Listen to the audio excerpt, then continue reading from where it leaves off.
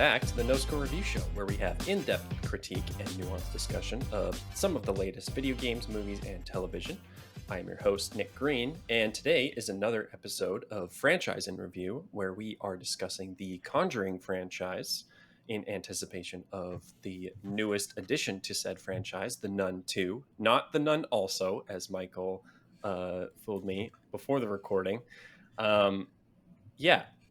Speaking of Michael is joining me today in this Franchise in Review. Michael, welcome back. It's great to be here. Thanks for having me on, Jeff. And Allison Broder from the Who's There podcast is also joining me yet again, my titular horror fan reviewer. Welcome back, Allison. Thank you so much for having me. I'm glad to be here. And I'm excited to talk for roughly 72 hours about the franchise. Yes, this is going to be the biggest upload in YouTube history and the longest video ever published to the site. So I'm proud to hold that record. But we got to record it first. So we'll see you all in roughly 3 days of video time. Like I said, we're going to do a full-on franchise review of the Conjuring films. That'll include the 3 Conjuring movies, the 3 Annabelle movies, the 1 Nun movie, not both yet, and The Curse of La Llorona. In my research, it was a little fuzzy on if that movie is like officially considered. Like, it's not in some of the like Blu-ray box sets that have been coming out and stuff. But I mean, personally, to me, it seems like a pretty like reasonable addition to the franchise because there is like returning cast members from other movies, and they do call-outs of the Warrens and all that and whatnot. So we will be including that one as well. I wish they would call out the Warrens. I wish they would call out the Warrens. That'd be great. I'm on the Conjuring Universe Wikipedia page, and it says a standalone film, The Curse of La Llorona, was released in April 9th, 2018. So It is part of the franchise. Okay, perfect. There we go. We got that cleared up. 8 films. This will be the biggest franchise in review I've done so far. Not that I've done a ton, but one more, or I guess 2 more than Mission Impossible, not including the newest release. So we will just start with our kind of history, how we got into the franchise, whenever we first watched some of the films, if we've seen all of the films, just kind of do a general once over of the franchise as a whole, and then we will do a deep dive into each film and give some of our highlights and lowlights. And so we'll start with that overall history. Michael, do you want to go first with how you got introduced to the Conjuring franchise? Yeah, sure. I guess how I got introduced to it would have been a poster, honestly. Really? I do believe it was the poster that had the people doing the seance, and then there was the body stuck to the ceiling, which was just like, oh damn, that's pretty cool. Or maybe I'm thinking of an entirely different movie. That might be a different movie. I think that's a haunting. I think that might be a haunting in Connecticut. That sounds like it anyway. They should have taken that poster. They should have just copy-pasted it. It's a really good poster. The Conjuring takes place in Connecticut, so it's completely understandable that you made that mistake. Well, and there's also ghosts and demons and whatnot. That's a secondary factor, though. Connecticut is the primary factor of both movies. The true horror from The Conjuring is the reveal at the end of every movie. This took place in Connecticut. And it goes, Yeah. This actually happened 3 seconds later in Connecticut. No, I guess like my overall introduction with the Conjuring series otherwise would have been then understanding like the history of the Warrens, Ed and Lorraine Warren, and then finding out that made a movie about that. Interesting. Oh, you found out about the actual real life people beforehand. Oh yeah, no, I was that kind of. It's because I'd watched a deep dive on the Amityville horror, which is interesting. Mm-hmm. That it's actually not part of the Conjuring universe, considering it's actually their biggest case. But like, the fact I can't blame them. That it's more of a sideline case. Which is, like 40 years before someone came up with like the cinematic universes, people were like, we'll make the Amityville and the Amityville 2, Amityville 3, and there's also Amityville: The Revenge. There's so many Amityville. There's the Amityville vibrator, I heard. What? That's a film, or is that Yeah. just Does a it- product they sell? when it like, is the outside like the house face, and when you turn it on, does it like glow? God. I am not adding any B-roll for this in the video. I just want to make that clear. It is a 2020 movie. It is a pandemic Amityville Wow. horror movie. You're welcome. The Look year it of up our on Lord IMDb. 2020 really turned out some good films. Well, The it's poster for because it is amazing. So Oh Google God, it. I'm scared to type that into Google search.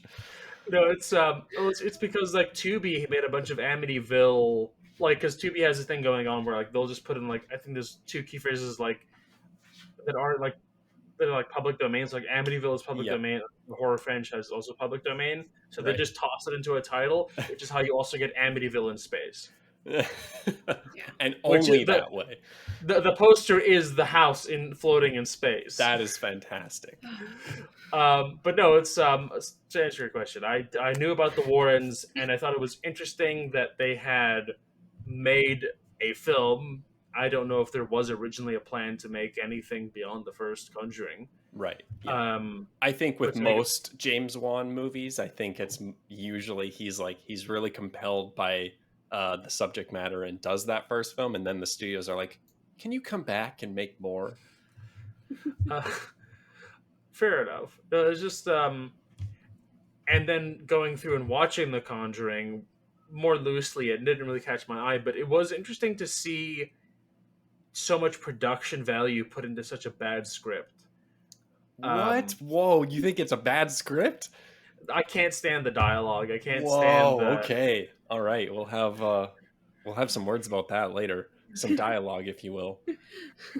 Very interesting. No, but I do from one side of it, I do love the production value of it. There's clearly a lot of effort and thought taken into the presentation of it all. Mm-hmm. And I've always enjoyed that throughout the series.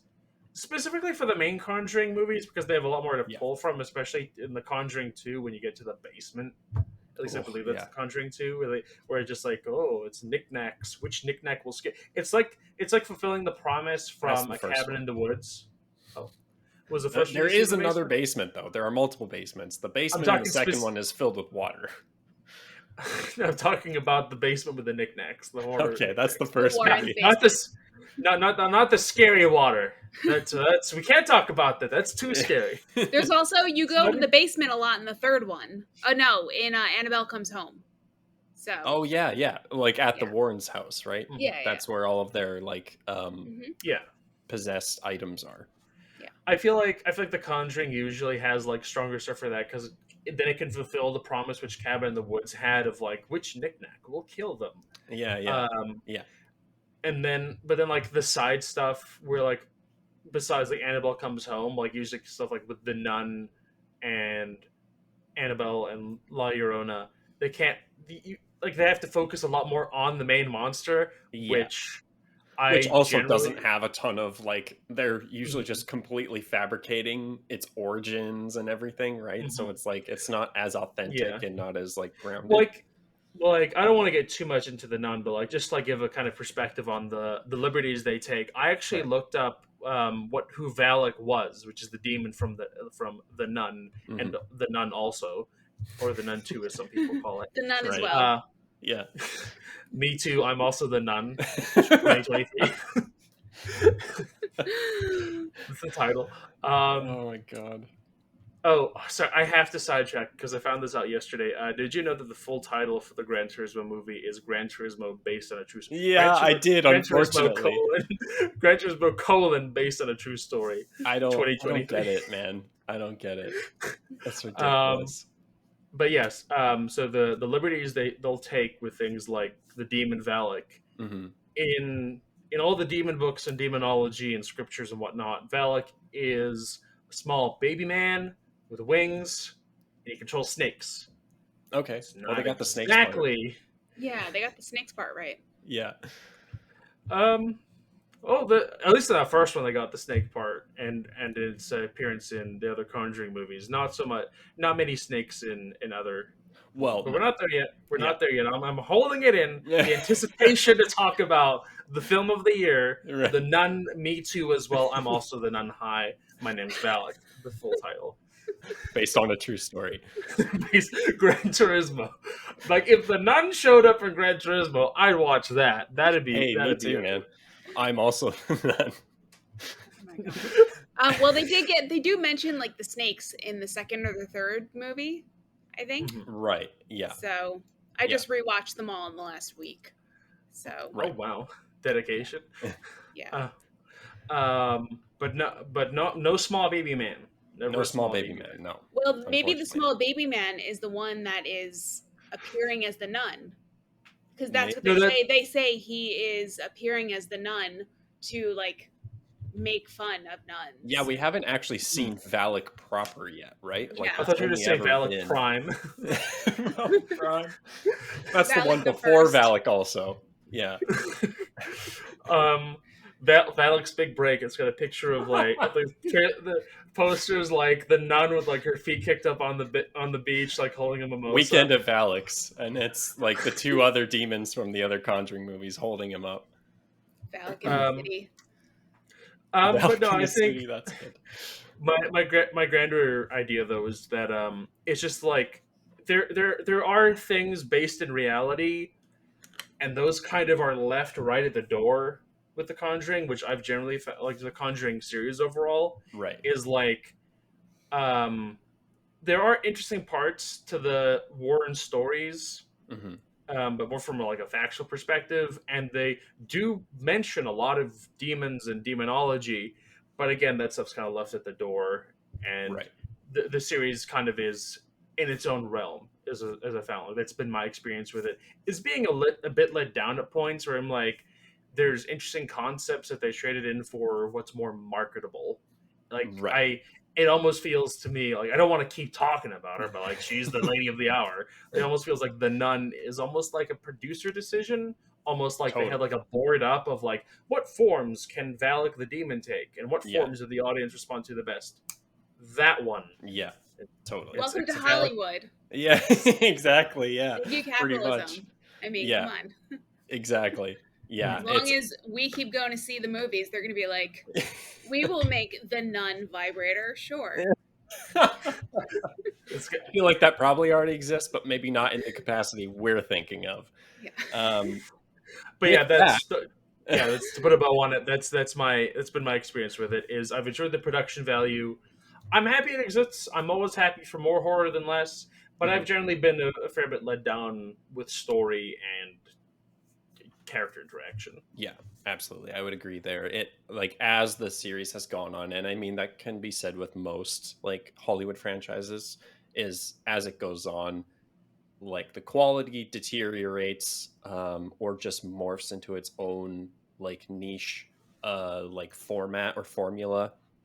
And especially in the reality like department, it gets more and more divorced from reality, especially when you go to like the spin-off films and whatnot with Annabelle and the Nun. I don't think that the demon Valak did indeed set a man on fire in 1800s France. Was it early 1900s? It was like early 1900s France. I think that would have been documented. That's they fake didn't news. have automatic cameras, so there were no cell phones. I don't know. That's true. Nobody could have caught it on film. Nobody knows. With that, Allison, what is your history with the Conjuring franchise? I've been seeing all these movies in theaters since The Conjuring in 2013, though I think I missed Annabelle, the first one, but that's the lesser. Like voluntarily, or maybe just by happenstance? No, I think it just passed me by. I don't know what I was doing that year. Because I would have totally understood if you voluntarily was like, you know what? No, I'm okay. I don't know. I was like looking forward to like a movie about like a doll, and I think I just missed it. But the others, The Nun is probably one of the worst movies I've ever seen. I mean, that's hyperbole. There are worse. The Curse of La Llorona. If you want to watch a better movie about La Llorona, watch La Llorona on Shudder. It's way better. Is that the full title? La Llorona : on Shudder? No. They're true Michael's subtitles. having a heyday with these subtitles today. I love stupid titles. You understand?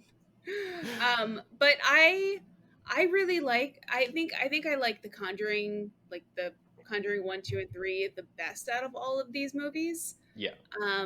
I think the stories are the best. I know the stories are very loosely adapted from what happened in Sure. real life. Totally. But and I remember seeing The Conjuring, The Devil Made Me Do It in theaters, and after it ended, I was like, well, that was a movie. Was but one actually, of the movies of that year. Yeah. I mean, it was exciting because it was 2021 and we were back in movie theaters. But right. Yeah. But yeah, but it was better. I've rewatched it twice since then, and it's. Mhm. I think it's better on rewatches when your expectations are not so high. Sure. Yeah. But, I would agree with that.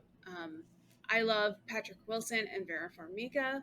Oh, I think they're awesome. I think of them as Ed and Lorraine. I just ignore the real life. The real, yeah, the scummy kind of manipulative, yeah. And I went to their house, which is obviously no longer open to the public, back in 2020, and I was like kind of scared to go any closer than I did because I didn't want anyone to come out and yell at me, and I also didn't want a very Annabelle real to terror. follow me home. Yeah, I don't know if there's anything still in there, but there's a big sign that says like "Do not enter" that I took a picture with. Yeah.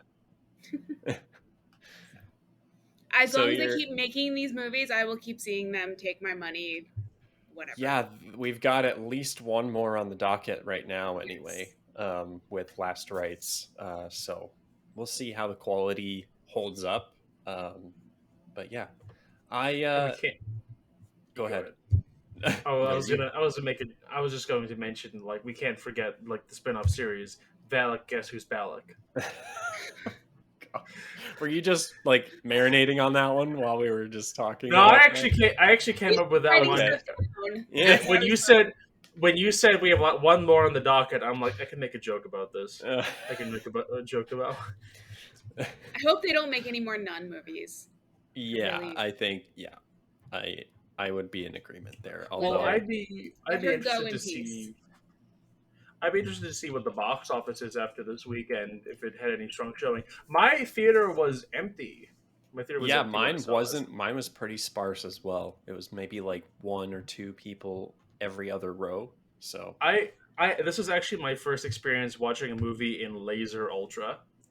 This theater had like the recliners, and like they played a commercial of how good the sound system was in the movie theater. I was like, yes, they do that. They do that for one of the types of screenings at the AMC theaters in New York, and we're like, we're already here. Stop selling us. Why are you telling us?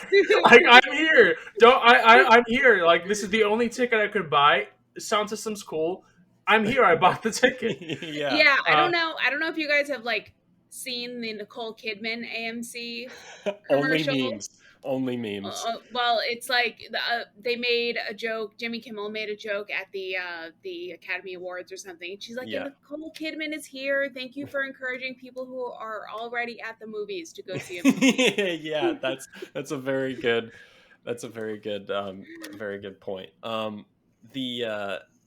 The D-Box ads that we get here, I don't know if you get them in AMC's, but they like throw me over the edge every time because it's just like people are so exaggerated, and it'd be hilarious if they did that sort of marketing scheme as well. It's like, hey, you're in D-Box, and they like shut the seats a little bit. Hey, you're here.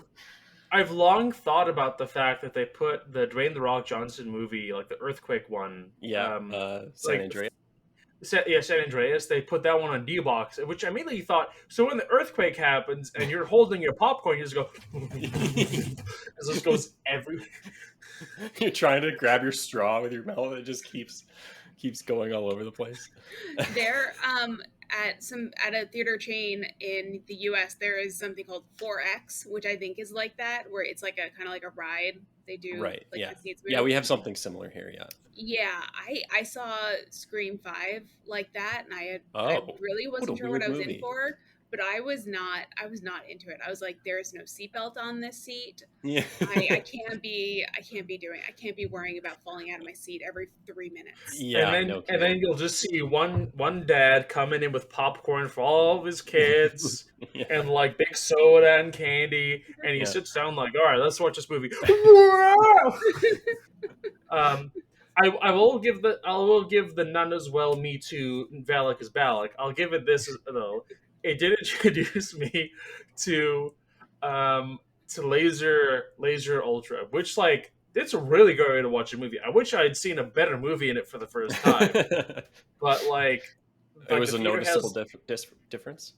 Well, yeah, no, it's like really clear picture, great sound. I think though the audio mixers on the Nun itself could have done a bit more. Right. But like they have like leather recliner chairs, like a button. Like you don't pull it in. Like it's a button. It's got like drop down, like in the car. It's like it's got drop down cup holders, so you can lift it up or down. And it was a point in the movie where I was just playing with the seat. I was kind of just bored. It's a testament to how good the Nun 2 was. You could probably guess which parts of the movie that was where I was going, okay, well, it's probably the parts that my boyfriend fell asleep in. Oh, well, there you go. So, yeah. Be interesting to see a graph. Allison's boyfriend sleeping, Michael playing with Steve. Next time, can you like attach like a heart monitor to him? Yeah. Or like just like check. Yeah, I'm sure he won't have any qualms with that at all. Why are you hooking me up with all these wires? Or like the rest of the theater, just hearing like beep. Yeah. Yeah, exactly. Okay, well, I think we've got off track enough. My history with the franchise is foggy at best. I know I think I've only seen Annabelle Creation and The Nun 2 in theaters. I think the rest are on streaming. Oh God, I thought you were about to say those are the only 2 you've seen in the franchise. And I was yeah, I'm gonna come into this franchise. These are, yeah. I don't know. This new Nun movie came out, so I was like, yeah, sure, screw it, let's do it. No, I have seen all of the movies. I also did a rewatch of the whole franchise a week prior while I was on vacation. The first time I actually saw La Llorona was during that marathon. Because of all of the negative like press and reviews and everything it got upon release. But yeah, so I watched a lot of these movies after the fact, mainly on streaming. And I fell in love with the first 2 Conjuring movies. Those are like the first one is in my top 10 of all time for horror movies. I just love the craftsmanship behind those films. James Wan is just like probably the modern day king of horror to me anyway. He has 3 different horror franchises which have gone on. The Conjuring, Insidious, and Saw. Oh yeah, Saw. Yeah. It's insane how much Hollywood has profited off this one man. and the pretty good Mortal Kombat movie. Did he do Mortal Kombat, really? Yeah, he did Mortal Kombat, and he's going to do Mortal Kombat 2. James Wan, really? Wow. Okay. Like I'm seeing his filmography here. I can double That's crazy. I know he also did the Aquaman movie as well, the first Aquaman. And then he had... Sorry? Oh, Malignant? sorry. Oh, yeah, Malignant as well was another one. They clumped his filmography together with his producer roles. He was a producer in Mortal Kombat. Oh, interesting. Okay, but yeah, he also directed Malignant, which is a wild ride if you haven't seen that, and one of my personal favorites, an underrated horror gem, Dead Silence, which also features another creepy doll. That's one of my and favorite a really good poster, holding the finger going. Like you can't see the top part of the head, so like it just looks like you can just see the curved lips. So but this is the top of it. Are you sure it's the poster for that, or is it for something else? A different? No, that one I do know. That one is. I think was that for Amityville Vibrator? Is that what you're thinking? No. They just have a finger to be holding. Right. Yeah. Anyways, back on track. James Wan is an impressive like Master of Horror, and the first two Conjuring movies are just more proof of that. I actually like upon the rewatches, I think Annabelle Creation and The Devil Made Me Do It are very neck and neck with each other for me. I think I like the tone and the scares of Annabelle Creation, but I just love Patrick Wilson and Vera Farmiga in the Conjuring movies. So that like there's a bit to love from both of those films for me, and then the rest is just like forgettable, middling to like just utter trash. Like Annabelle, I think might be my least favorite, um, just because it's the most negative viewing experience I had out of all of the films. I was just bored to shit. Like Even it's worse only than the 90 Nun. minutes. Honestly, I think so because the Nun, uh it just like the characters felt a little bit more interesting, or at least what was happening on screen felt more interesting. Like Mia in Annabelle is just like so dull to watch her like traipse through her apartments and get jump scared. Yeah, I don't know. Still, like the Nun is like so nonsensical and very cheap jump scares and everything, and it's just like all over the place. But it's not that much higher than Annabelle, but I think just barely. Um, so yeah, like in terms of actual quality of the franchise, it's mainly the Conjuring films, like yourself, Allison. But with exception to Annabelle Creation, I think Annabelle Comes Home, I hated the first time around I saw. I thought it was just so dumb. It was like a cheap jump scare, like Funhouse of Horrors with like stupid teenagers in it. But upon the rewatch, there is a little bit of like dimension to some of the characters there, and like some of the like there's like a couple scares in there that are well crafted. But yeah, overall in terms of actual quality, it's not like a very near and dear franchise to my heart. Mainly just the Conjuring films themselves. um, so yeah, I think with that, we will now finally get into a little bit more nitty gritty with our highlights and lowlights. So if by this point, 30 minutes into the franchise in review, if you haven't seen any of the Conjuring films and don't want to be spoiled, you are in the wrong place. So pause this video or podcast and come on back once you've seen them, because we are going to do full on spoilers from here on out.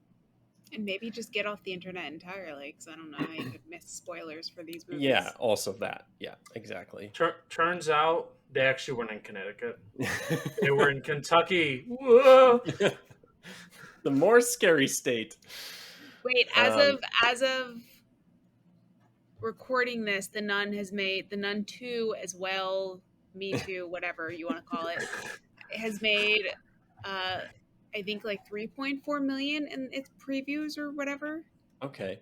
So that's respectable. Do you have the budget up? Ooh, I don't know. Because like the Nun, the first film was the highest grossing of the franchise, surprisingly. Like I don't know how that one made so much freaking money. probably because it was rated R. So everyone.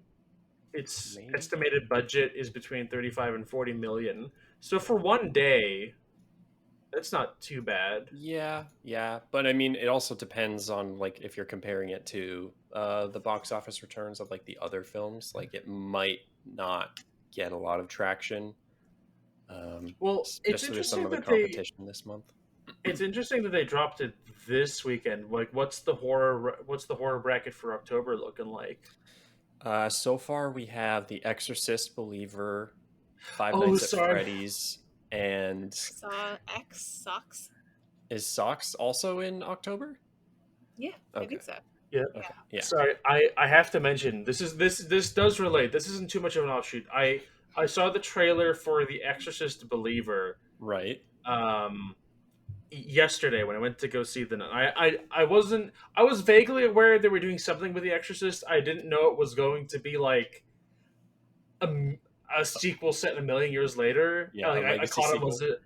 I caught it was like it was an Exorcist movie when you hear like the dun, dun, dun, dun, Yeah. and Yeah. then Yeah. like they stop and then dun, dun, dun, dun, and it's like, oh, this is interesting, an Exorcist movie. And then I'm like, okay, so it's gonna be like a reboot or something with two girls. And I was into the angle of like, okay, so somebody abducted the girls, Yeah. and now they're getting taken over. Okay, I'm kind of interested. And then she's like asking, "There's have you ever seen this before?" No, points at screen, but I know someone who has. And then there's like the newspaper The clipping match of the cut. lady Yeah, from yeah. like, and then fades to her old version. I just like I busted out. It's just like everyone in the theater looked at me because it was so stupid. You're not the first person I've heard that has like laughed out loud from that match cut in that trailer. So It's like, it's do you not get it? missed. It's her, but old.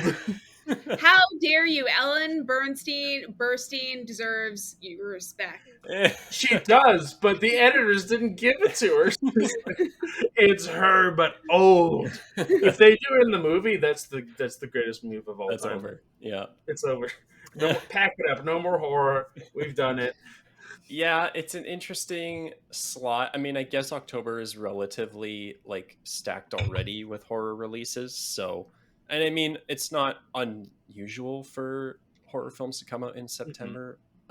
So yeah, it'll be interesting to see how well this one performs. Maybe that's their plan. Is that they'll have it because like while Saw X and sorry, what are the others you mentioned? I'm Five blanking Nights Five at here. Nights at Freddy's Freddy's. Five and Nights at Freddy's, Exorcist. Yeah. Exorcist. Well, those are taking up theater one, and those are Yeah, all the like Nun might stick around. So yeah, never they'll know. have the Nun 2 stick around, and then it'll be like, oh, all the showings for Freddy Poop Area are out. Right. Do you want to catch? Do you want to catch the Nun 2? Me as well. Also, I'm Yeah. Valak, and I'm looking good.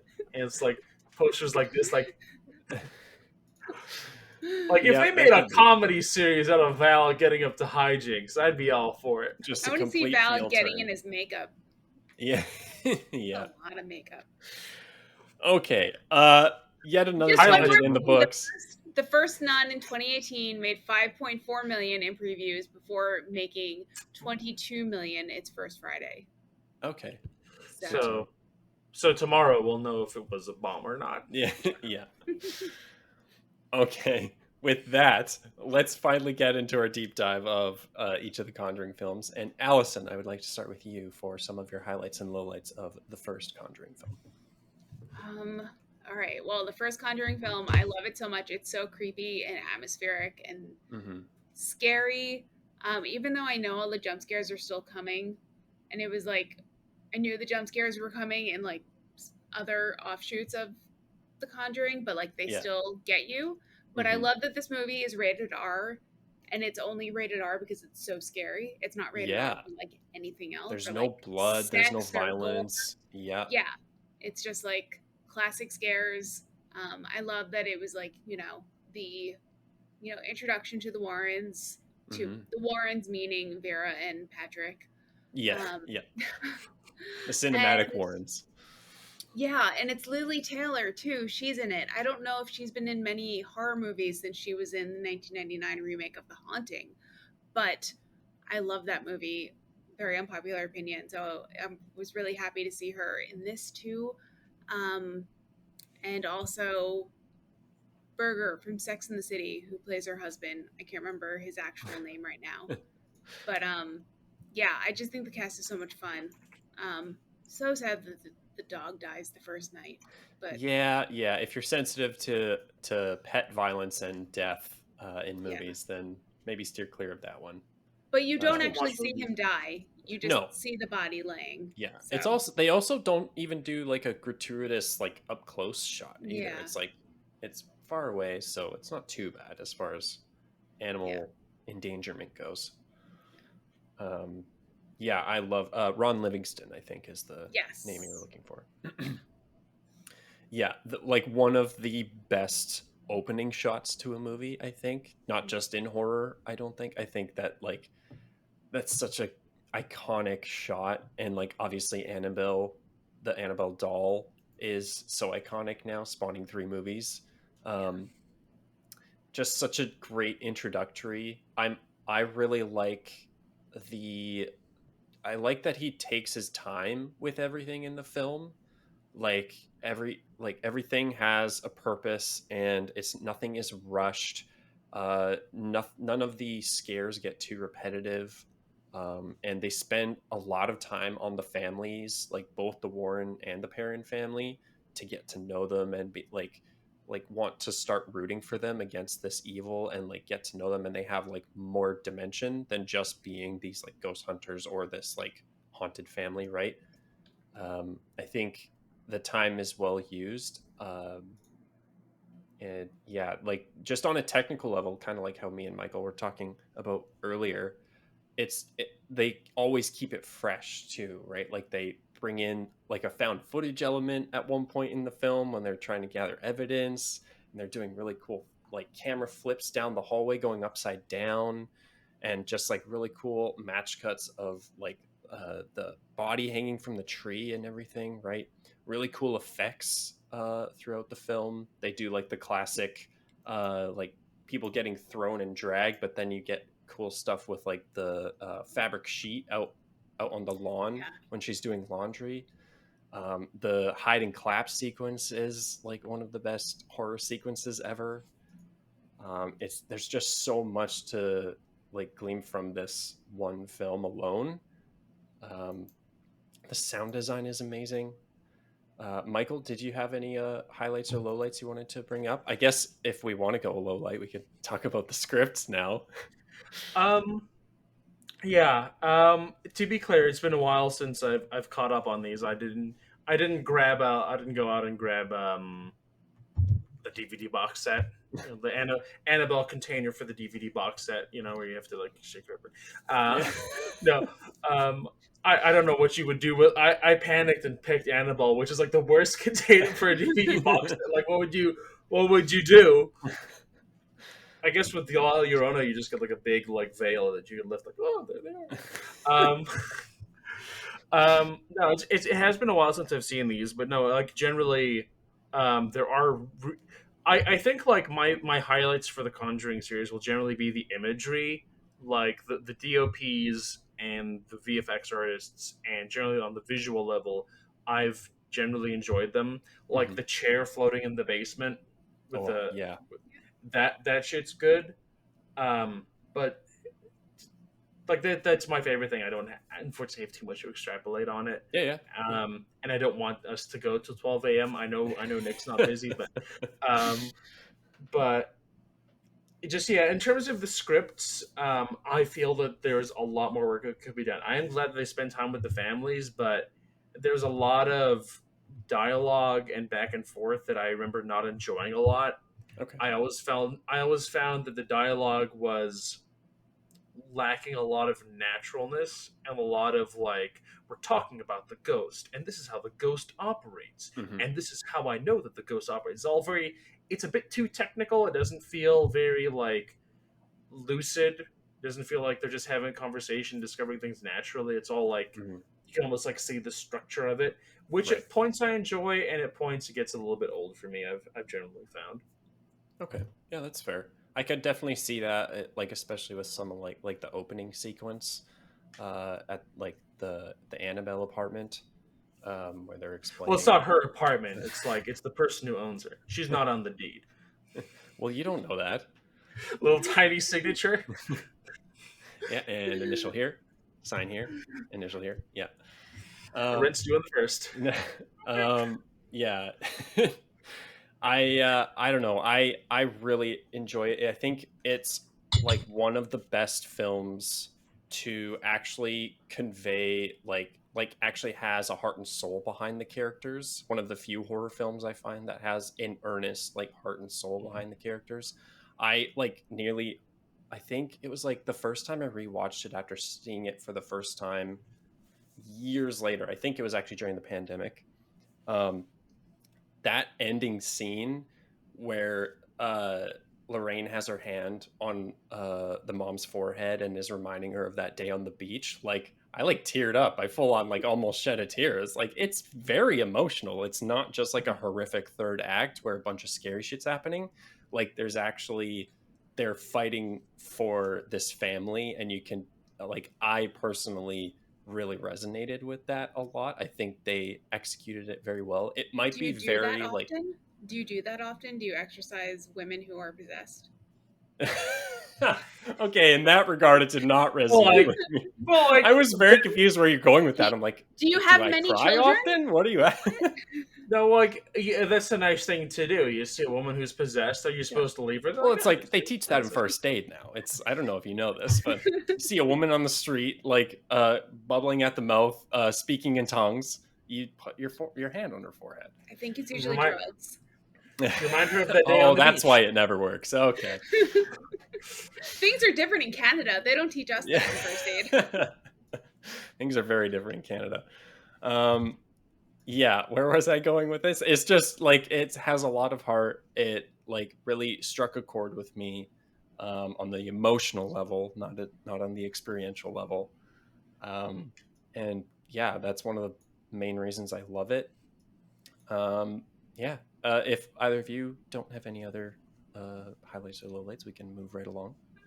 I just want to say the witch who they say cursed the land, Bathsheba. Yeah, what was her name? Yeah, Bathsheba. Yeah, Bathsheba. Yeah, I googled her, and there's really no hard evidence to support that she was a witch, and it was only like legend and local folklore. Yeah, she but was I couldn't acquitted. find I think anything. wasn't she?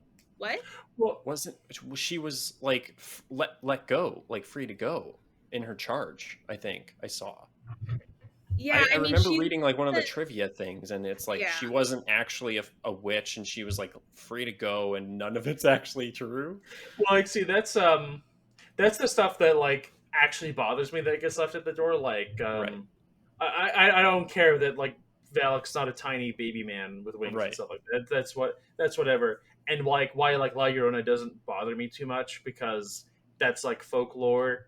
As far as I know, I don't know if La Llorona is actually based on like the ghost in folklore is actually based on a woman who did drown her kids.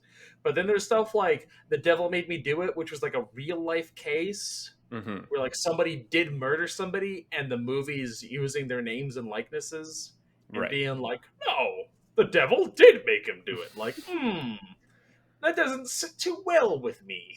Well, with that one specifically, we're jumping around a little bit. They veer off course pretty early on and then just stay on that track of like you think it's going to be almost like a courtroom drama at first, but then they just go full on like ghost hunting. To a whole another like case too. That's what I was. That too, yeah. Fun fact: you can go see Bathsheba's grave in Harrisville, Rhode Island. Cool. Okay. Sorry, I just have to mention that when you said it looked like it was going to be a courtroom drama, and I thought like, oh, a Conjuring courtroom drama would be interesting, and I immediately thought of Valak in the old judge's outfit, like the big wig, like if like Ed and Lorraine were like on the stand, and in one moment they look over, and then there's Valak in the judge outfit, like.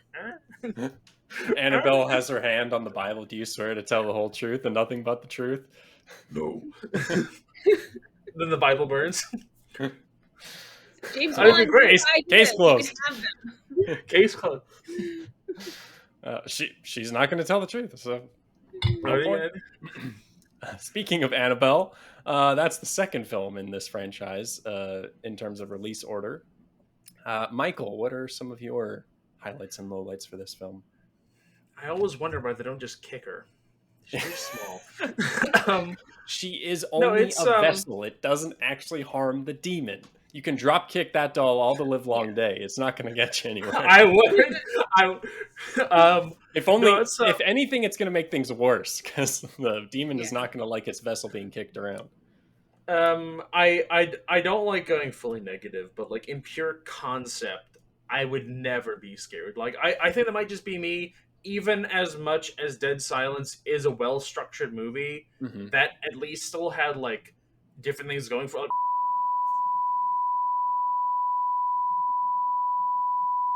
yeah, the talking stick. Yeah, but like spoiler alert! I haven't spoilers seen it. for Dead Silence. Oh, sorry. She doesn't know the context though, so no more details. You need to see that film, Allison. I'm gonna watch it next month. Yeah. Excellent. I thought you were gonna say I'm gonna watch it right now. It just turns. Bye. but like then you go to Annabelle, it's just like, but, and I keep thinking, but it's just a doll, and like all the, like you're looking under the doorway and you see the demon footsteps, like, Annabelle's looking. It's just like I can't get behind that. So like it just wasn't. I don't want to be too mean to it from the, because from the ground up, it just wasn't a movie for me, Mm-hmm. and never really will be. Right. But I will give it to them that they clearly did make a memorable doll. It wasn't just the fact that they put it Totally. everywhere. It's like it is a doll's image. Like you see it once, you will remember it. Mm-hmm. And was it? I think it might have been Annabelle Creation though, where it was this the same one where they kind of team up where like the like she's getting pushed, like the girl in the wheelchair is getting pushed off, or is it a later? Yeah, it's a later one. No, Okay, it's Chris. Yeah, that's Creation. You were right. Yeah. I mean, but we're talking about Annabelle. The first Oh, one. yeah. You can save it. Yeah, then there's no definitely. real big scenes that I remember that I Yeah. big. Well, That's my opinion on Annabelle, or Anna Smell, if you will. Ha, got her. They won't make that official. Allison, how about you? Any highlights or lowlights? No, I think the whole thing, like, it's like a fine entry gateway horror movie, Mm-hmm. but I mean, I've only seen it once or twice, and I didn't have a chance to rewatch it for this. But yeah, it's just there's not a whole lot there, and it was like I could have done so much more. Like even just the Yeah. little bit that we got in The Conjuring in the beginning Yeah. was so creepy. They But yeah, like, and they full on memorable they full on just ripped that from the first film as well, like as their Yeah. introduction to their movie. Yeah. They do that quite a bit throughout this franchise, I realized. Yeah, the only positive thing I could really say about this movie is I think the like opening is pretty strong, like right up until uh the like police get there when the home invasion happens. I think that was pretty strong, and that was pretty scary, pretty in line with the tone of what James Wan did with the first film. I liked the like Helter Skelter cult angle as well. That was Yeah. interesting. That also just kind of gets sidelined for more like supernatural hocus pocus and the cult of the ram. Um, but yeah, man, it's so dull. I was so bored this entire film. It like just Mia Farrow was awful. Her husband is barely ever there, and when he's there, it's not like in any meaningful capacity. They had one nice scene where he like picks up groceries and like gets her pregnancy craving food, which is like a sweet moment, but like outside of that one scene, they never have any like other chemistry or like fun dialogue together or any meaningful change throughout the whole film, it feels like. um Wait, so did you said Mia Farrow? It's not Mia Farrow. oh, sorry, I'm thinking of Mia Annabelle. Farrow from, you know where I'm going with this, Yeah, right? yeah, yeah. Well, Yeah. no, the actress's name is Annabelle Wallace, and she plays Mia. Yes, she At plays least that's Mia. Mia yeah. Farrow is the actress from Rosemary's Baby, which is Yes. the like callback, I guess, that this film does, which is Oh cool in yeah, concept, but yeah. it doesn't really like, it's very much just an Easter egg, I think, for horror fans and nothing else. Um, it is like it's very interesting how the lead's name is Annabelle as Yeah. well, and she's married to James Wan. Oh wow, I didn't know that. Nepotism much. I'm sure she earned it. Yeah, totally. With a performance like that, not to be too negative. No, I had forgotten that the end of creation leads into the beginning of this one, which I love. I love that as well. That's like the Yeah. redeeming factor for this movie, is that Yeah. it makes it worth watching this one, so you get like the full kind of Yeah, context, but you know? you said the cult of Ram, is that the cult that that the that Yeah, they're because in? the demon is like the ram demon or whatever, and like there's that symbol on the wall in the nursery that kind of looks like a ram. So I think the demon that's in Annabelle is like the ram. Okay, because the cult of the Ram is the cult in The Conjuring 3. Oh, is it seriously? Yeah, yeah. Oh, I didn't I even literally just got realize done that. watching it. Yeah, Oh man, okay, I completely missed that. bringing it all Um, together. there you go. Yeah, a very interconnected universe. Yeah, there's really nothing. Like Alfred Woodard's character gets like more character development in like her one little like 2 minute monologue than Mia's character in the entire film, it felt like. Um, and yeah, it was just, there's a couple like stupid scenes. It's like nitpicking at this point, but like the one of the scare sequences that's earlier in the film where she's on her sewing machine and then there's the like Jiffy Pop on the stovetop. Yeah. Those, like, I realized watching it, those two like sequences never actually like correlate with each other. Like it's just two like completely separate like scare events, because like I I was a little too meticulous with this sequence. Like when she hits her finger, it's way before the fire even starts in her home. So it's not like she was distracted with that or anything. I think she would have been distracted anyway, but I don't know. Or it's not even the fire that makes her slip up and hurt herself. Like it's very oddly timed out scares in this one. Like the elevator sequence was kind of cool. The one shot they used in a lot of the trailers, I remember, of the little girl running towards the door, I thought was pretty effective as well. But yeah, really nothing else. I can't imagine I'm ever going to watch this again. And if I do, it'll be because of Annabelle creation. Like I'll definitely watch that over this one. Do you think that they named, there was a character named Sharon Higgins? Which one was that? Sharon Higgins in Annabelle? Yeah. Do you think that's an homage to Sharon Tate? It could be, yeah. That would be a very deep cut, though, because like, how far removed do you have to get for like that to make sense, right? Oh yeah. No, it says the Higgins were being murdered at home, so they're the ones that got killed. Yes, yes, that rings a bell. An Annabelle. Moving on, let's go to the second Conjuring film. Annabelle, Conjuring as well, some might call it. Some might call it. Not I, but some. Oh, it'll catch on. Allison, do you have any big highlights or lowlights for this one? James Wan returns for another. Yeah, no, I love this movie. I think it's super effective. It's like nonstop action. Mm-hmm. I love the family. The soundtrack is amazing. It's like 70s London. Mm-hmm. Yeah, I like the setting in London.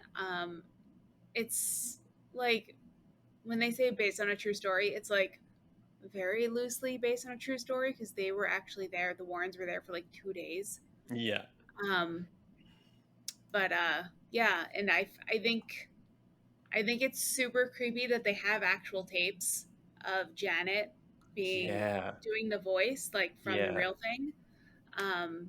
So I absolutely love that sequence. That might be my favorite sequence in the film, when it's just like on Patrick Wilson and you see the like out of focus and it like shifts. It like morphs from the girl to the old man. That was so good. Such a like cool way to do a like a demon interrogation scene, basically, or a ghost interrogation scene. And I just where are they? Where are the other demons going? The like Wilson's performance in that scene too, I just absolutely love, because like he's so like take no shit from demons, and it's like he's like very like what's the word, headstrong and like steadfast, and he's like standing his ground, and it's cool to see that like in comparison to like the scared families being terrorized by these things. Yeah, I love that sequence in that film. This is where we get the Nun Electric Boogaloo for the first time. Wait, was this the first appearance of the Nun? Because there is this part in another movie in the universe where they're showing Maurice from Nun, the original. That's the beginning of the first movie. Oh, that's a retcon, though. No, it's the beginning of the second movie. Oh, that was the beginning of the first. Oh, it's the beginning of the second movie. No, sorry, you're right, Michael. It is because it's when the mom goes to see them at the university and they're giving that lecture. Because they've got the tape of them exercising Maurice, which worked that time finally for him 40 years later. I want to know what Valak was doing in between the Nun 2 and the Conjuring, just like, well, I guess I'll sit here. No, we'll find out. We're gonna get 5 more sequels, Michael. He was enjoying the French countryside. Hello, Valak, to see Europe. It takes a long time for a demon to get across the Pacific Ocean. Yeah. No, it's the Atlantic. It was a 50-50. That was my second guess. Just an anthology series called Valak the Happy Days. Valak on tour. And it's just him and Maurice actually getting along and getting to know each other. It's a buddy cop road trip movie. I don't know how they became cops, but yeah. The image of Valak in a cop car leaning out, but he's in the nun outfit with a gun. Oh my gosh. Stop your bag! It's like... But then they have a really big We are getting a lot of mileage out of nun tangents and jokes. My goodness. As is everyone else. Yeah, that's true. How would they wear the badge? Would the badge be attached, or would they have it like on a necklace and like it would be hanging like Detective Valak and LAPD? Yeah, it would be it'd be on a rosary with the badge, right? Oh, that's great! Like it's on the rosary. Valak, it's a reverse rosary though, because Valak can't wear like a normal cross, right? Does Valak wear the nun uniform underneath the cop uniform, or is it reversed? No, it's like the Valak is still in the whole nun get up. The only difference is like it's got the badge and the gun. Okay. You just got the older black police chief who's like, Valak, you're too wild. I want your badge at my desk in 10 minutes, and I want you out of here. And then Valak goes, don't you sass me! I want you out of this precinct. Oh my god. Well, back to The Conjuring 2. Fun fact: Bill Wilkins died of a hemorrhage in his chair. That is a fun fact. Thank you. Yeah. I thought I liked the twist that we thought that the old man was the one being like the demon, but it was actually the demon using the old man. I agree. The fact that like the Warrens were getting on the train to go to the airport or whatever, and like the tapes fall and cross, and he's like, I got it. Yeah. He's like, come on, Patrick Wilson. Yeah. I got it. It's a bit far-fetched in that regard, for sure. I also I get it from like a storytelling standpoint of like trying to tie everything together, but like just from a logistics standpoint of like was Valak like controlling Wilkins in London while also terrorizing the Warrens in the US? Like, I don't quite understand He's a demon. He doesn't have to like. Yeah, I guess maybe I'm looking too much into. Well, that was we'll probably get into it with the Nun 2, but like that was one of my problems. Is like Valak's powers are not really well explained. His range, his abilities, and he can't do something. But for The Conjuring 2, it actually had even more imagery I liked a lot. Like that scene where she's in the room with all the crosses, and all the crosses are upside down. Yeah, it's like, oh, it's not good. That's most people would call that a bad sign. Yeah.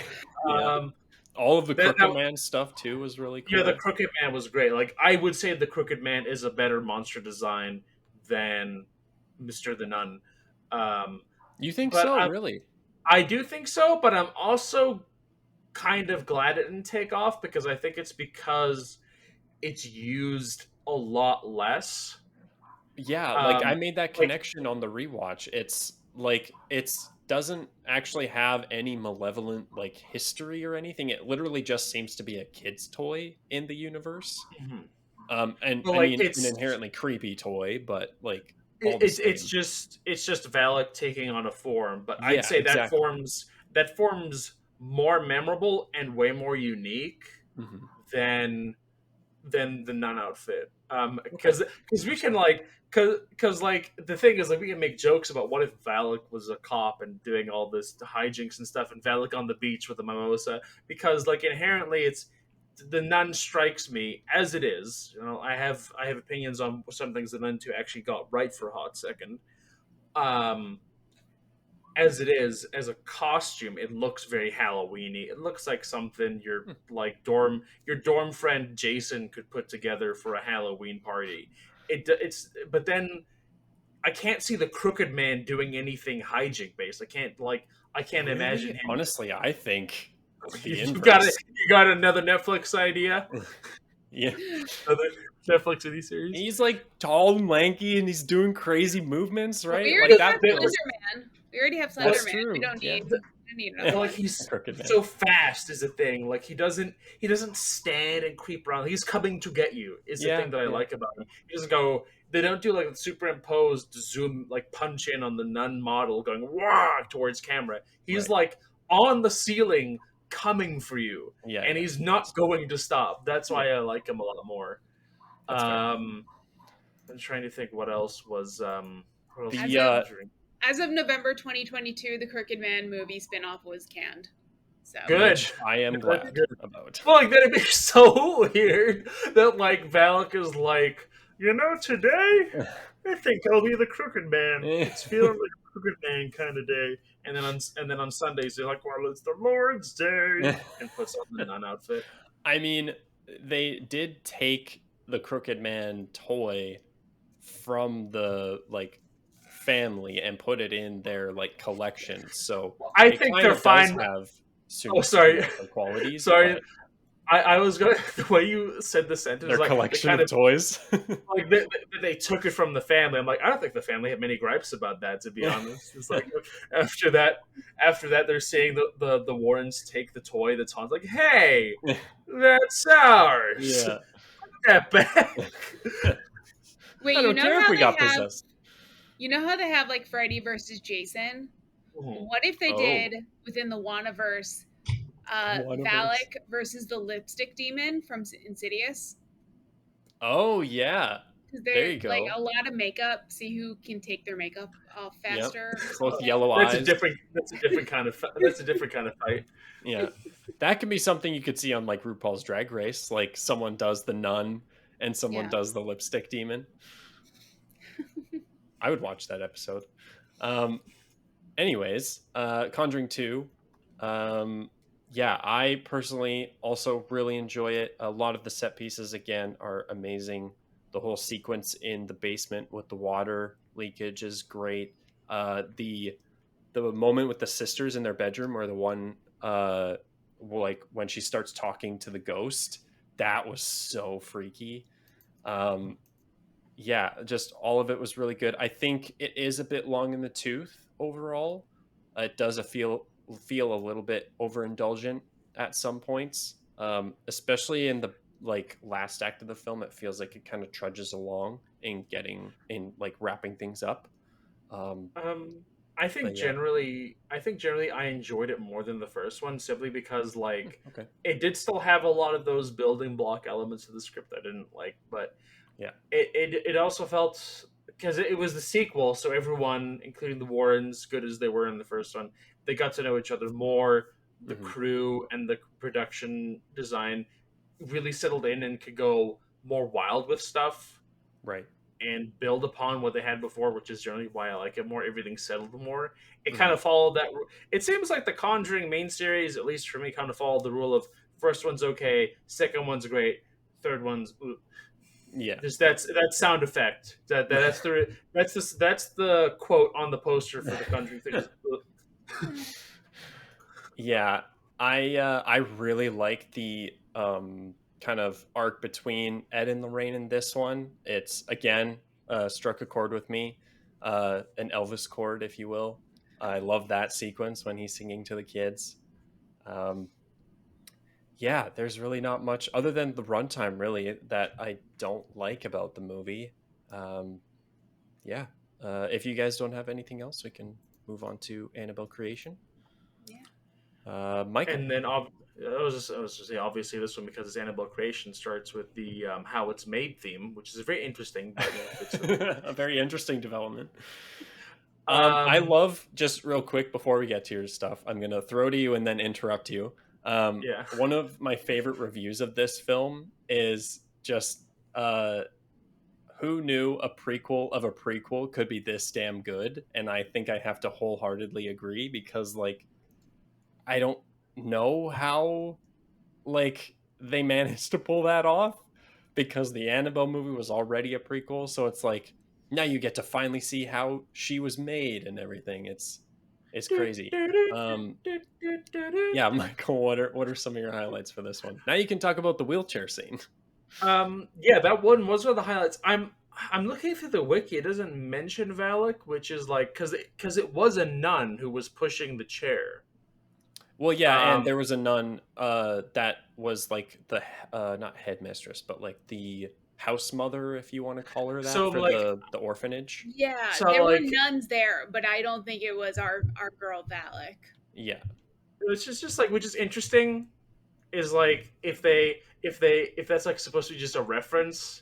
Like, Well, does they do Annabelle have a reference to Valak in that movie. Like too the many man, nuns, too many nuns. the man of the house like holds up a picture that the nun has of her with her sisters Does he back in hold it up like- Romania, Yes, and then he and like does that like tilt of the image, and it shows Like, Valak who in the is that? background. He's like, "Who is this?" She's like, "Oh, I don't know. She doesn't go here." Nice of Valak to be in the photo. I know, right? Yeah. Just like I'm gonna kill all these bitches, but I'm not gonna miss photo day. I'm not gonna ruin photo day either.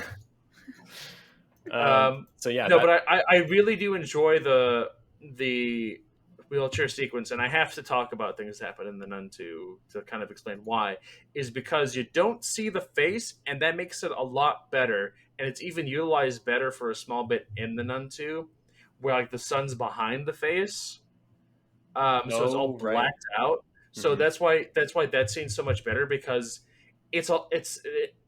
that's generally when I find demons to be a lot scarier, Mhm. is when they take a somewhat recognizable form, like doll or nun or fucking maracas or like the blender, whatever like physical thing, like, oh, this blender is haunted, there's a demon inside of it, not Right. scared. But like if it's like an amorphous creature that's like a halfway horror house version, like, hey, it's fucking creeping me out. Yeah. Yeah. I like that a lot, and I like the relationship between the two girls. Mhm. That was built very nicely. I was sad that like they were not having a good time, which is like a good thing for a horror movie. You generally want the audience to like react to the protagonists. Yeah. Yeah, when we talked about pet endangerment with the first film, if you are pro like If you're pro child endangerment, you're what's pro- wrong with you? hard left turn. No, if you don't handle child endangerment well, still steer clear of this one, because don't that's like- basically the entire film. A kid gets full on hit by a truck in this movie, so Whatever. that's Shit nothing. happens.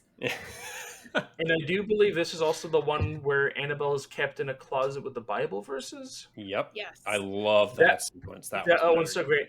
It's questionable, because you'd think that like maybe they want to like print out like specific non-demon verses, because having read the Bible, or as they sometimes call it, the Bible, there's various books inside of there are just lists of names and sons. So like, was Annabelle just being like, when I'm done with the book of Job, you'll be so sorry. So Ezekiel was the son of Yeah, it was just wasn't reading actually a holy protection. It was just reading material for Annabelle while she was stuck in there. This is a damn good book. I Like, can't leave yet. I need to Everyone's find out what happens. I don't think anyone's ever said that about the Yeah. Bible. I'm Jewish. Demons I are don't easily know the tricked. Bible at all. I know the Old Testament a little bit. Well, that's the fun thing, is the fun thing about the Old Testament is large portions of it are just lists of names and genealogy. So, Right. like hopefully they had like a bunch of more New Testament stuff in there, because that deals a lot more with demons. Otherwise, Annabelle would have been like, all right. But no, I love the imagery of that, the kind of concept of like creating a physical ward around her. I don't know why they didn't then put that in like a large iron lung and toss that fucker into the sea. Yeah. Why they just kept it into this like They were still grieving. They didn't have time. didn't have time to go out. They were just buy an iron lung. farmers. They were just Yeah. farmers in the middle of nowhere. He's a toy They maker. could- He could craft too. something. craft an iron lung specifically. Yeah. No, that was the first thing, like a chest or like any container large enough that you could like put stuff over. But no, I generally enjoyed those two bits stuck out to me, like how they kept Annabelle and like how like the cameo from Valak. I like to believe Valak showed up for a hot sec to be like, "Hey Annabelle, how's it going? Cool if I push this poor little girl off a cliff. It's gonna be so funny." I guess the big problem holding Annabelle creation back, as much as it is loved, is knowing that Annabelle can't lose in any meaningful way. Knowing that like the best you can hope for is your protagonists leaving, because Annabelle has to be there for the sequels. Yeah. So like that's my general problem with prequels, is that like unless they're following like, you're looking at something like Better Call Saul, really good prequel, because they've introduced a bunch of characters and villains where you don't know where they're going to go. Are they just going to leave, or are they going to die? With Annabelle, it's like you kind of know what's going to happen to her pretty directly, and that's a bit of like a cap for me, where like how, because you can't have that big finality to the story. Sure.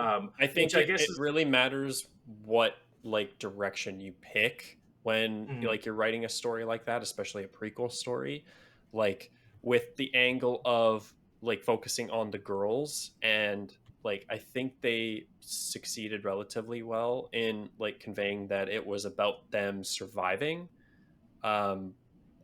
and maybe a little bit also just finding out how Annabelle got to where she went in like the predecessor, being possessed or possessing the little girl. I think her name was Janice.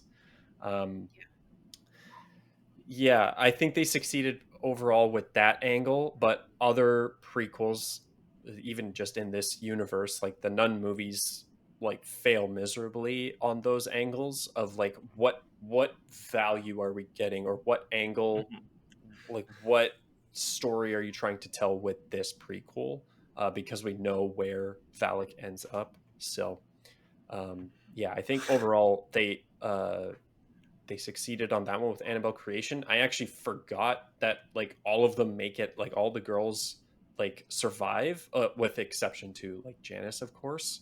It's only the farm couple that actually gets killed, which I was surprised.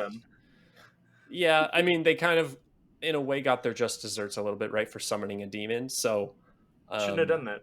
Shouldn't have done that. Don't summon demons, folks. Yeah, they got what they deserved. Yeah. You can. I think they had a little. It was a little bit ham-fisted with the whole explaining how they summoned the ram demon, but I think it was an okay job, and provided a little bit of insight as to the motivation, because like grief is a hell of a thing. So like that could definitely track of them like seeking desperation from anything and everyone.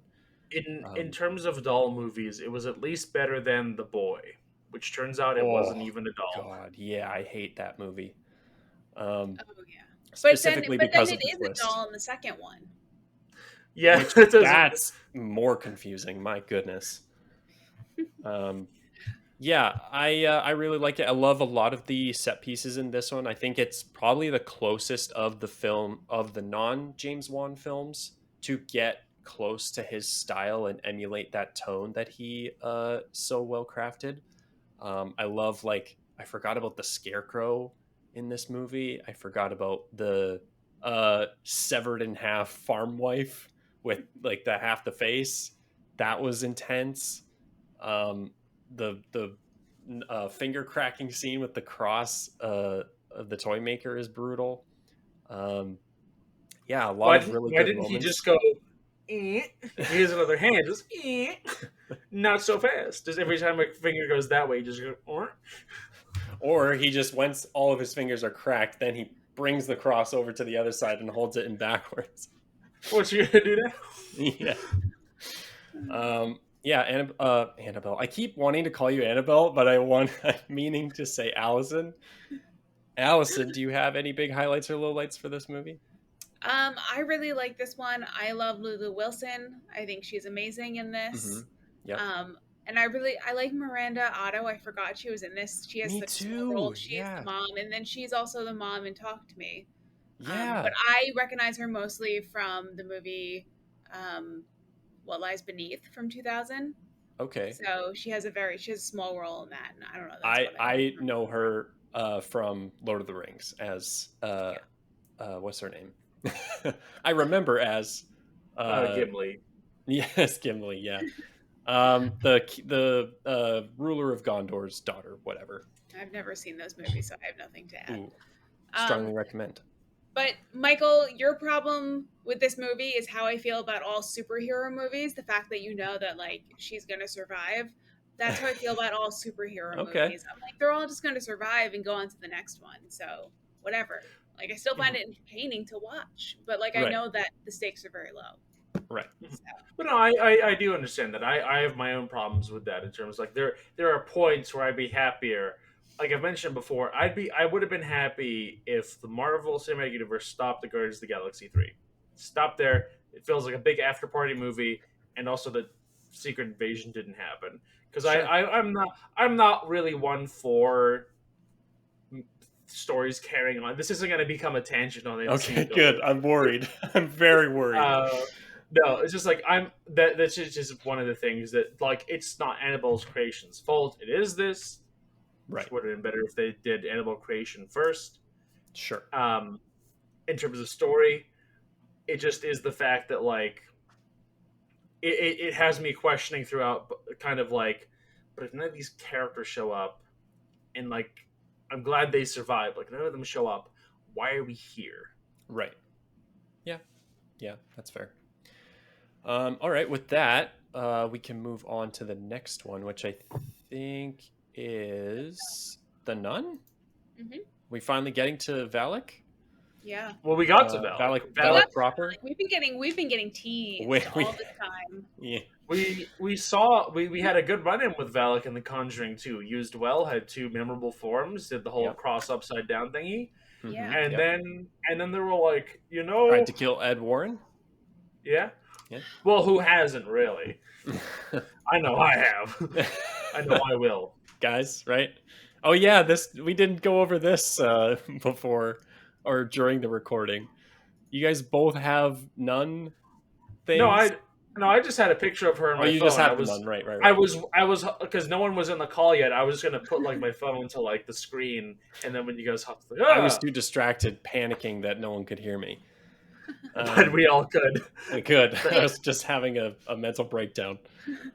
I went to a screening a couple nights ago, and they were giving these out. So this is terrifying. Fun. And they were also giving out prayer cards.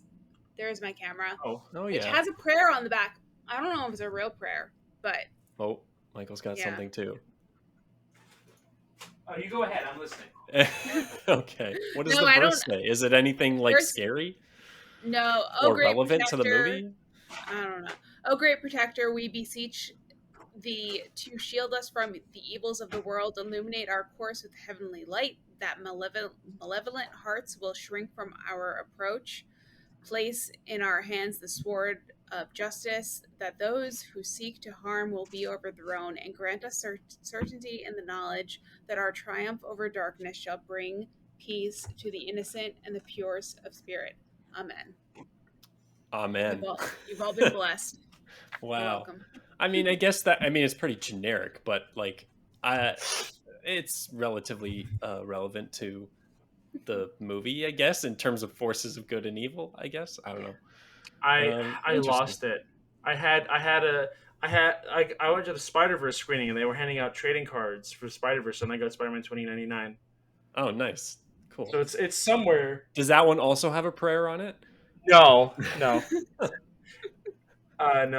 that one just has. It would have been weird if you said yes. Funnily enough, yes. I wanted to find it. Oh well. All right. Well, yes, we are now finally on the first Nun movie. Allison, what are some maybe highlights, definite lowlights for this one? Highlights. Thaisa Farmiga. Yes. She's great. Vera Farmiga's sister. Mm-hmm. Yeah. So she's great. I like the tie-in at the end to what we see at the beginning of, or You in like the that middle tie-in, really? of The Conjuring. Yeah, I like it Okay. because I was like, oh yeah, now we know where this is going. So when the Nun 2 started, and they're like, oh Maurice, I was like, oh hey, I know you. I know where this is going. Right. So I remember I went to go see this. I had Movie Pass at the time. Which, have you heard of Oh Movie yes, Pass? I have very much heard about Movie Pass. I asked my horror friends. I was like, should I go use my Movie Pass to go see The Nun? And my friend Jody was like, yeah, why not? I went and I was like, how dare you tell me to go waste my time with that garbage? And I've never forgiven him for it. Yeah, it was just. And It you was had Movie Pass too, which was like it was practically yeah. paying you to go see that movie, and it was Yeah, still not worth it. yeah. No, I was like, I'd like my time back.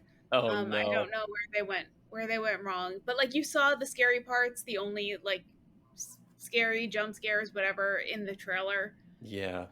So, yeah, it's Yeah, very there's religious. really. Yep. I did not jive with this at all. Michael, do you have any big things you want to point out with this one? Well, there actually is things I like about this, but like the things I like also cause problems. So I'm sure that the writers for the Conjuring universe do not have this, but everyone who does see the Conjuring movies probably has like their board of like demon power levels Right. of like things the demons can do. Like if the wardens are going up against like Clowno the Bauno, and all he can do is like possess balloon animals, he's not that big of a problem. But Right. then Valak can fake the existence of an entire nunnery and like become multiple different people and give visions and all this stuff. Yeah. And like I like that when you find that it's a good twist because like, oh fuck. You're like, Yeah. oh fuck, Oh, this she's guy is alone. big time. He's big deal. But Yeah. then it creates a problem because then later when he shows up in The Conjuring 2 is like, why doesn't he just do that shit? Why isn't he using his full power? Because actually the Nun 2 shows he wasn't as strong in the Nun 1 as he is later. Because in the Right. Nun 2 becomes even more powerful. Right. Wait. Can I ask? You just said he created a whole. Like no, like he like Like the he convent. Yeah. he impersonated all those nuns at once. Like he made it seem like the convent was still busy with all those nuns, which like feels like a big deal and feels like it makes you question how many people they've met throughout the whole movie. I think I know where Allison is going with this, and I think I have to agree because they reveal that the nuns died like years ago, right? So I don't think it's Valak controlling the nuns. No, it's not their. It's not even their corpses. He's just like I'm not saying like he's like generating bodies, but he's doing like lots of vision stuff. He's giving like. But I think that's just their spirits there trying he's doing to fight a lot back. of conjuring, you could say. Of spirits. But I won't.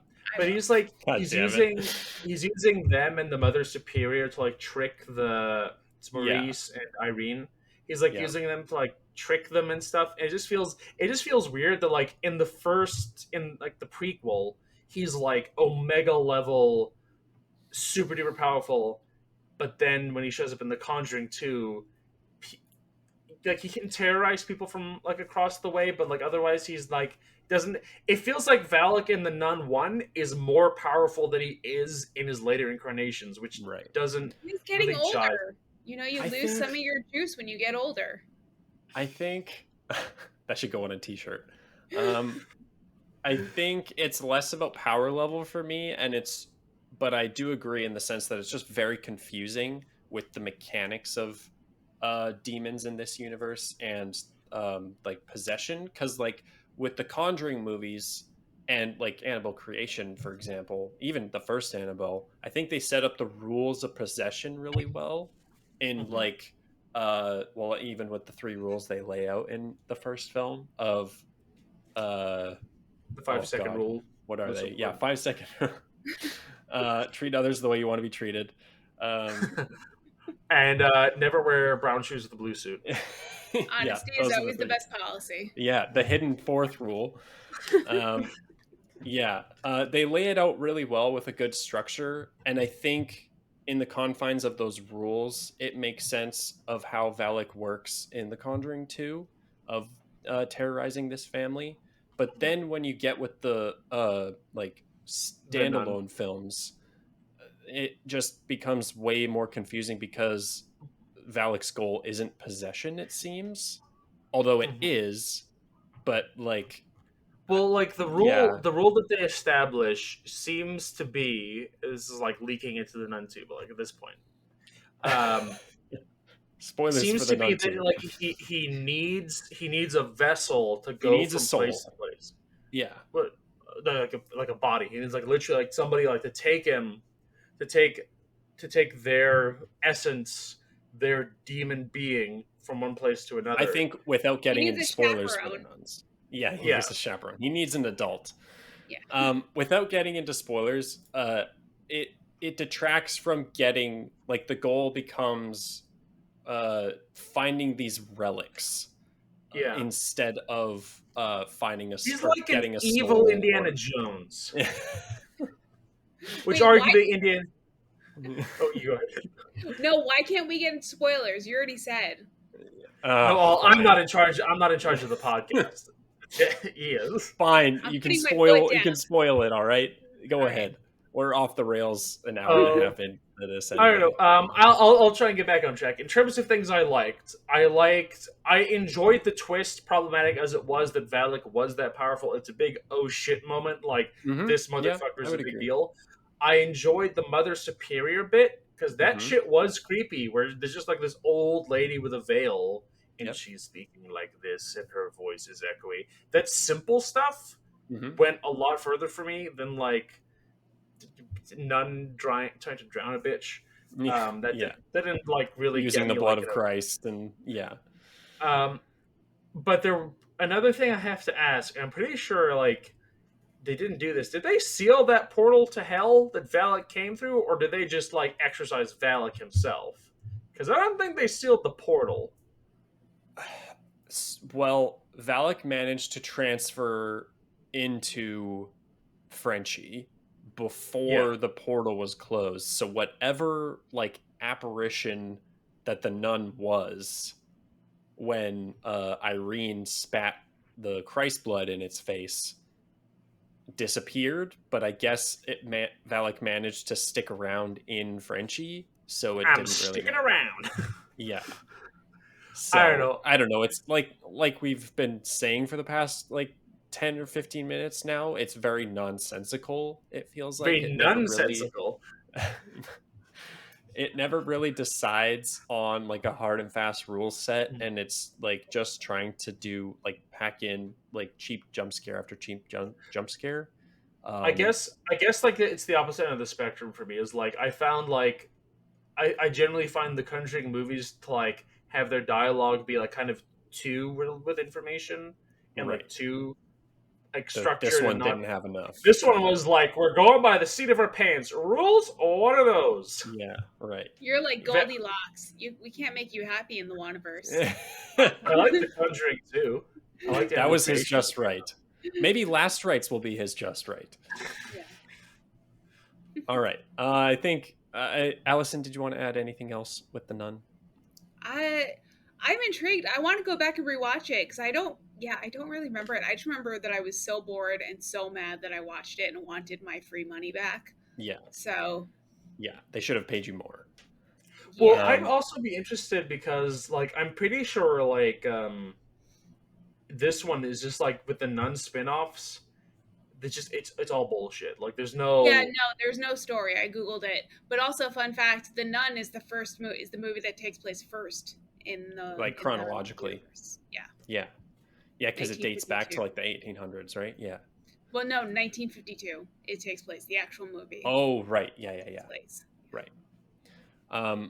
Yeah, they had 4 films before this one to actually like learn from the like rules of possession and everything, but they just seemed to completely ignore it. The characters I didn't really care for at all. I actually liked Frenchie more in the second movie. And as much as I like Taisa Farigma, she just didn't really have that much to do other than help find the Jesus blood.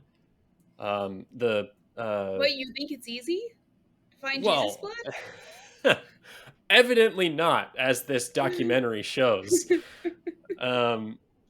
And the Exorcist character, like, he had some sort of like character arc of like grieving over this failed exorcism that he had with the boy, um, but it only ever really served as a like scare tool, uh, and that's about it. So I I'm going to use the spoilers rule, and only because I know I'll forget this later if I don't discuss it now. It's very funny that they had him die shitting himself yeah, just a throwaway line of because like him they just couldn't dying of cholera. not yeah, like they couldn't have given him something like he passed away from like I don't know Like, they Spanish flu. honestly might as well have said we couldn't cast the actor in this movie. Like it's so mean spirited like, to pick cholera of all Yeah. diseases. Just Yeah. like he died in a toilet. Yeah. All right. He died in the toilet with a Bible in his hands, praying for mercy. We can only hope to go that way.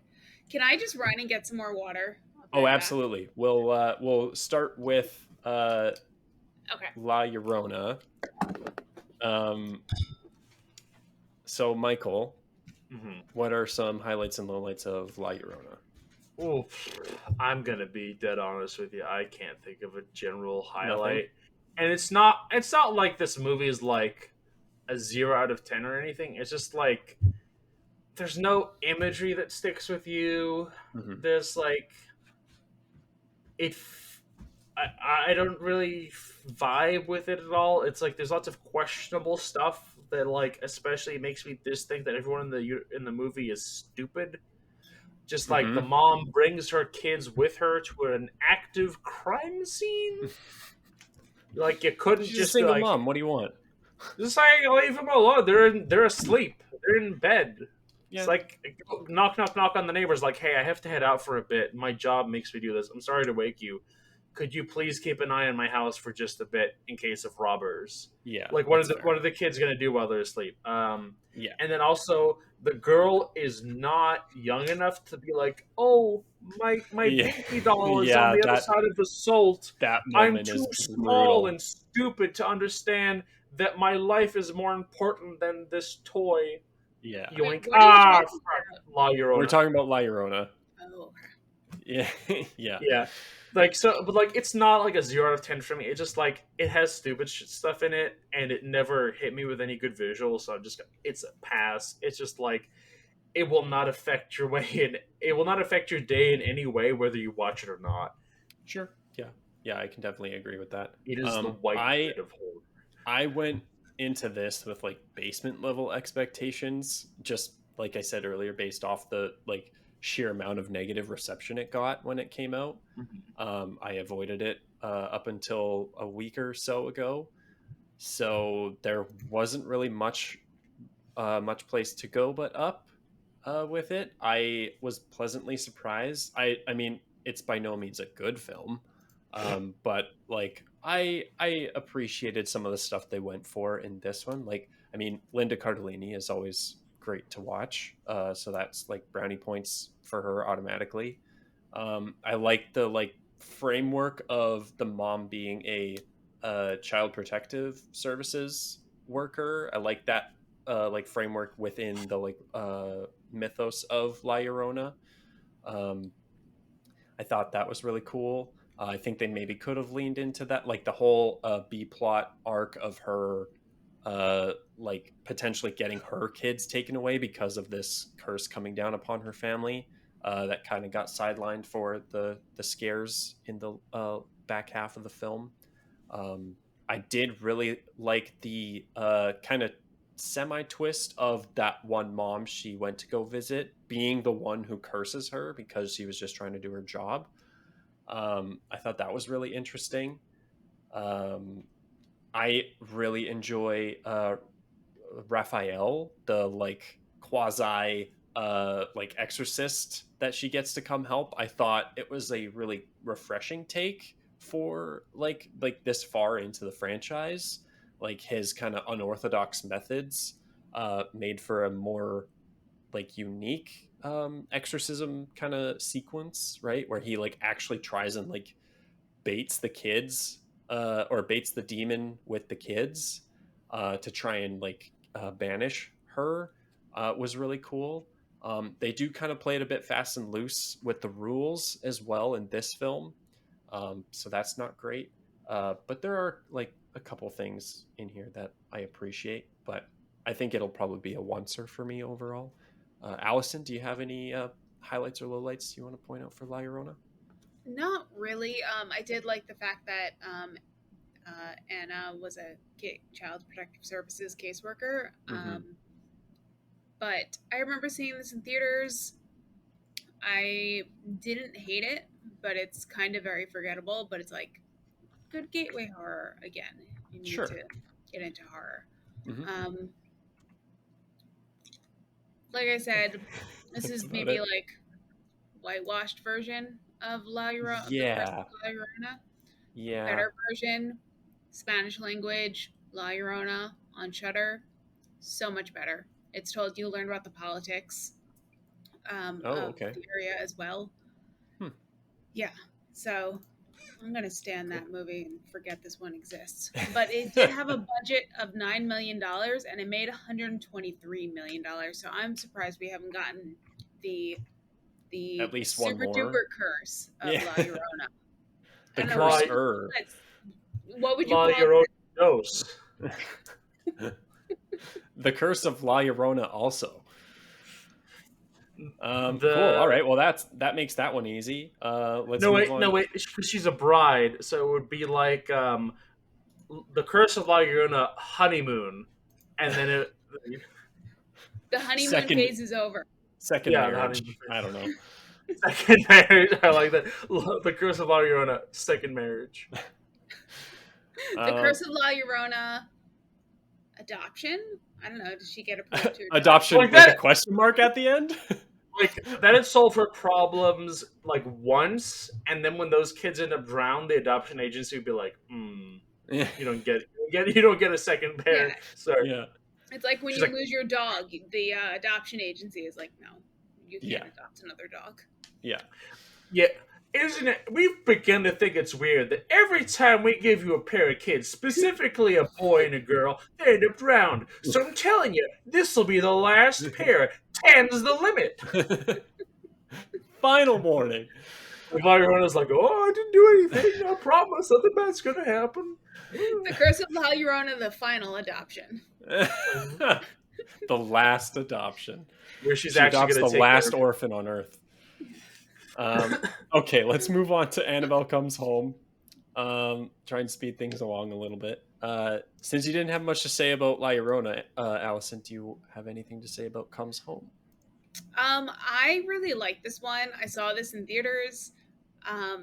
It was kind of like a Scooby-Doo movie a little bit with like the kids and all the things coming to life. What did I hear it compared to? What other movie of like scary things come to life? I can't remember. Well, it's like a haunted house like type movie, right? Yeah. I just thought it was really fun. Not that scary. Some scares. Annabelle showing up in her bed was terrifying. Yeah. I really liked McKenna Grace as Judy Warren. I thought she was adorable. I love her. Mm-hmm. I think she went on to be Sabrina. No, she just played young Sabrina. In the show. Yeah. Yeah. Okay. She plays a lot of young, like popular, like movie and TV show characters. It's very funny. She's 47 now. She's still playing the young version. Yeah. No, she's not. Slapping that makeup on. Wait, what else? What else was she in? I'm trying to look for her. She was also in Captain Marvel, which the black something's daughter, Blackcoat's daughter. Yeah, the black. Right? Wait, really?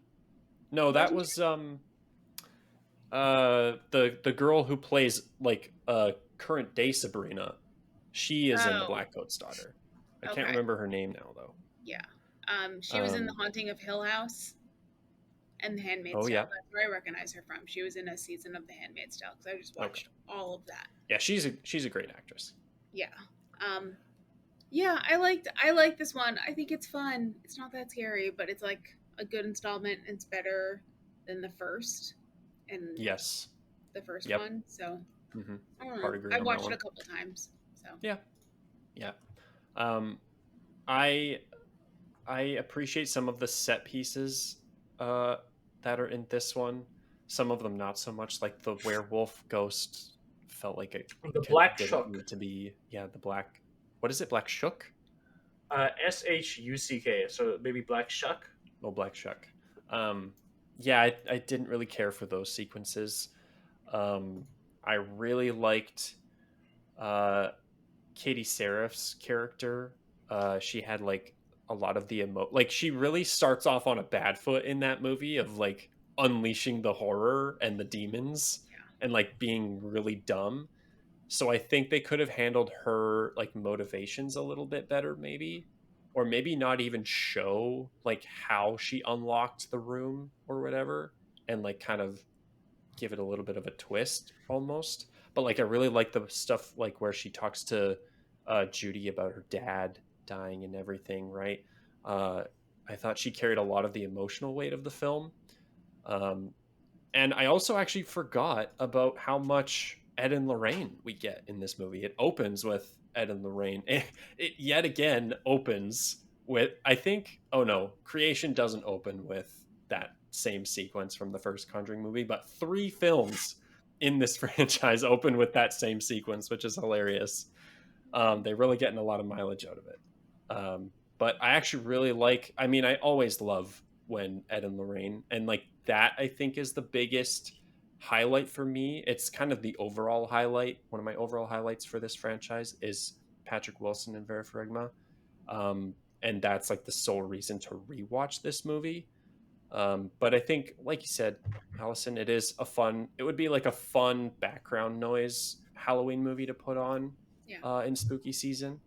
But in terms of like actual investing and watching and like good quality, it's not quite there for me. Michael, do you have any highlights or lowlights you want to throw in? I'm just thinking it's really fucked up they live in that house. It is.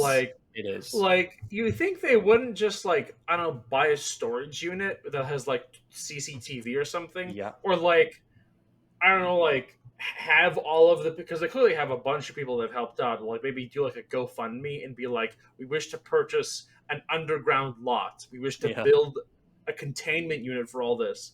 And not be like, wake up at, like, 7 a.m., oh, I'm going to make some pancakes, and ignore the fact that there are 55 fucking demons beneath your floor. Like, how do you sleep at night? How do you sleep at night? Because clearly the demons can open the door, because in all of these movies they manage to open the door. Yeah, so, pretty much. The one thing we just shouldn't have happened, you know? Like, what it's also interesting that like it takes Annabelle getting out of her case to open the door, but none of the other items in the room are strong enough. Well, I kind of like the fact that I kind of would have liked it if the Annabelle demon herself was just a conduit. Like, if she wasn't, if she was like kind of like a power booster or like an agitator of sorts. If she wasn't like on her own strong enough to like slice a motherfucker. Well, maybe that is kind of how it works. I mean, they never really explain it or go into it. I like that concept though, that like it makes Ed and Lorraine evil congregates. Yeah, like it makes stronger in numbers. It makes Ed and Lorraine Warren fucking stupid if they like fucking put like a booster pack in their demon hole. But I'm okay with them being stupid because they're horrible. The demons people. Unionized is, I think, what happened, and they're going on strike. No more cages, feed more souls. No more cages. It's only Annabelle that's in a cage. So But I do kind of like the idea that she could only summon spirits, and that aspect of it I like. I like the fact that it was almost an Annabelle movie, but what it really was a samurai movie, a werewolf movie. Yeah, it was a big old dress movie. It was a big old audience test for. So, what do you want to see next? Totally. And we all know that Nick will be first in line for the Black Shuck, the Awakening. Yeah. And the Black Shuck 2, the Shuckening. Also. Yeah. No, like I did enjoy the sort of mishmash energy. Mm-hmm. I would have liked if they went just nutso with it. If fucking everything came alive, there would have been no way in hell the kids would have survived. Like no, just an absolute would have come home to like just smears. Yeah. But I kind of would have liked that almost if it were like the Goosebumps movie with Jack Black, where like all the books, you get all of them are there, all of your favorite stars, all of them get to interact. If that should happen, but the kind of it did end up feeling like more of an audience test. Was like, well, here's your 3 or 4 to pick for the next Conjuring movie. Yeah, I can see that. I the way the trailer had it made it seem more believable almost, like, because I don't remember, I think it was the first trailer made it seem like the babysitter, maybe this is just my takeaway from it, the babysitter was their daughter, older, and she threw a party with friends like while her parents were out and she wasn't supposed to, and that triggered it. I don't mind Daniela's motivation being that she wanted to talk to her dad, but I think I would have liked the party thing more. It would have given you some bodies.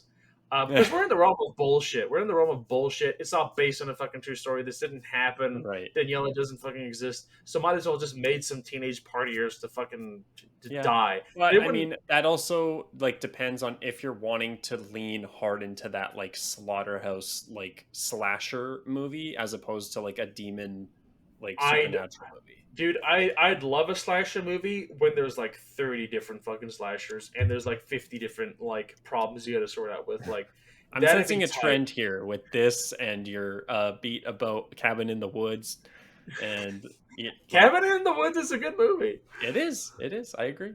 Why don't they make Cabin in the Woods also?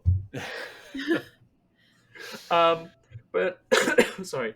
But no, I like Daniela's thing. I think they could have done something where, like, instead of Annabelle calling out to spirits to like stop Ed from driving the car, like, you won't take me alive, get them, boys, and like a bunch of skeletons show up. If she like sent out like a message, like said, was like looking at her like, what can I do? I don't want to get trapped. Oh, this bitch who knows the Warrens, her dad died, and then sends like a visage of, it's me, your dad. Come to 304 257th Street. I'm there in the basement. We'll have a chat. Like, you know, like leads her into it. Yeah, because... well, that's I would completely agree with. Is like, because there's a scene where she talks to Judy in the chicken pen, and she sees her dad in the window, and then she like goes into the house. So like they could have easily done that where she like just crashes at her friend babysitting Judy, and then she starts seeing visions of her dad, and then she like tries to get in, right? Like be it so like Annabelle's trapped and she can't wake any demons up, but she can send out just enough just to be like, yeah, and just don't even have the dad speak, just be like images of him and just lead it to the basement. I think they could have set that up much better. Because otherwise, she's the dumbest motherfucker who ever exists. Because she fully believes, clearly, I'm going to talk to my dad. Best place to do it. The fucking haunted mansion's basement. Yeah, pretty much. So yeah, that's... If there was a smarter script to it, and they went a bit more balls to the walls, put a kill count on it, I probably would have liked it more. But as is, it was fun enough. Could have would have just liked some more monsters. I'm big on monsters. There were so many monsters in this. How many more things did you want to come to life? He needs more. It's like Kylo Ren. Like more. Like in terms of like main antagonists, like who among us was sitting there like, oh no, it's the ferryman, or even like even cared enough about the ferryman, or like the board game, the haunted board game they played. I was like, bring out the big guns, bring out fucking Methuselah. He's Yeah. not a demon. He's just an old man. But like, wouldn't it be fucked up if like Methuselah was there? Hello, I'm 999 years old. All Well, right. the poster for this one says "possess them all," so I think, The Funko Did she Pops. possess them all, though, is the question. I think that's what it's implying because she's the main thing on the poster, and then all the other things are behind her. Mm-hmm. So she is powerful enough to, you know. To I'm waiting. universe. I'm waiting now for the Conjuring 4 Valak versus, or rather, the Nun Annabelle. versus Annabelle, and we finally get it settled. Who's the strongest? There we go. All right, let's move on to The Conjuring, The Devil Made Me Do It, the last one in this franchise besides The last the bad one, and then we upcoming- finally hit gold. Yeah, a bunch of schlock up until the Nun 2. Yeah, Allison, do you have any big highlights or lowlights? How much did you like this one? I do. Like I said, when I first saw it in theaters, I was like, nah, that's a movie. But I've rewatched it twice since then, most recently tonight. I do like it more on the rewatches. The fact that now we've established tonight that they bring back the Cult of Ram from the first Annabelle movie is pretty cool. Is Valak in this one? He shows up as an Easter egg. He shows up as an Easter egg in the basement. There's a Valak painting. Right. Oh, yeah. Yes. That Patrick Wilson has painted.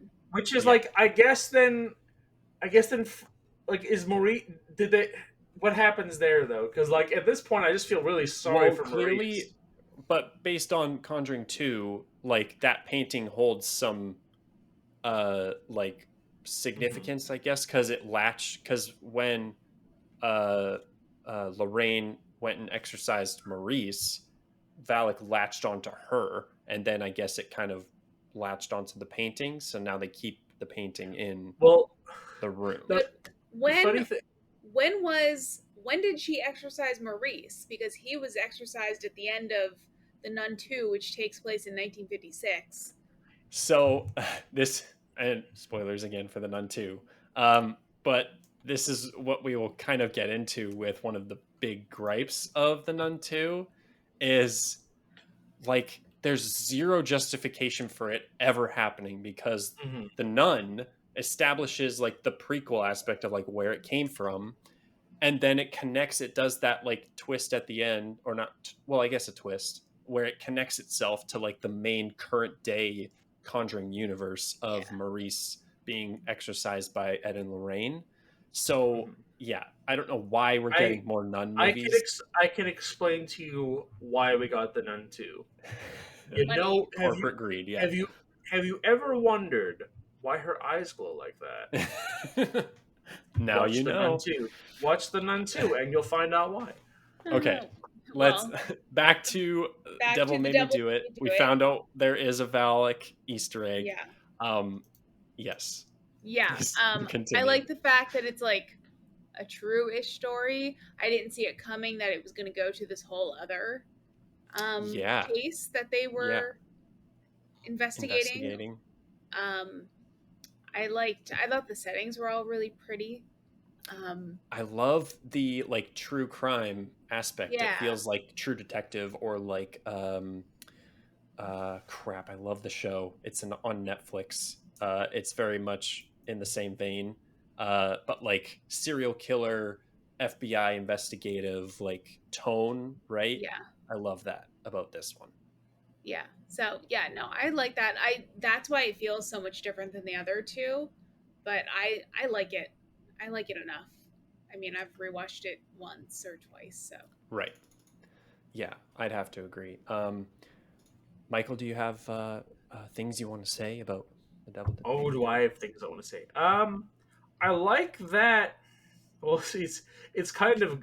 It feels weird to say this. It does feel kind of goofy to know that there is just straight up magic in the Conjuring universe because, like, I guess like.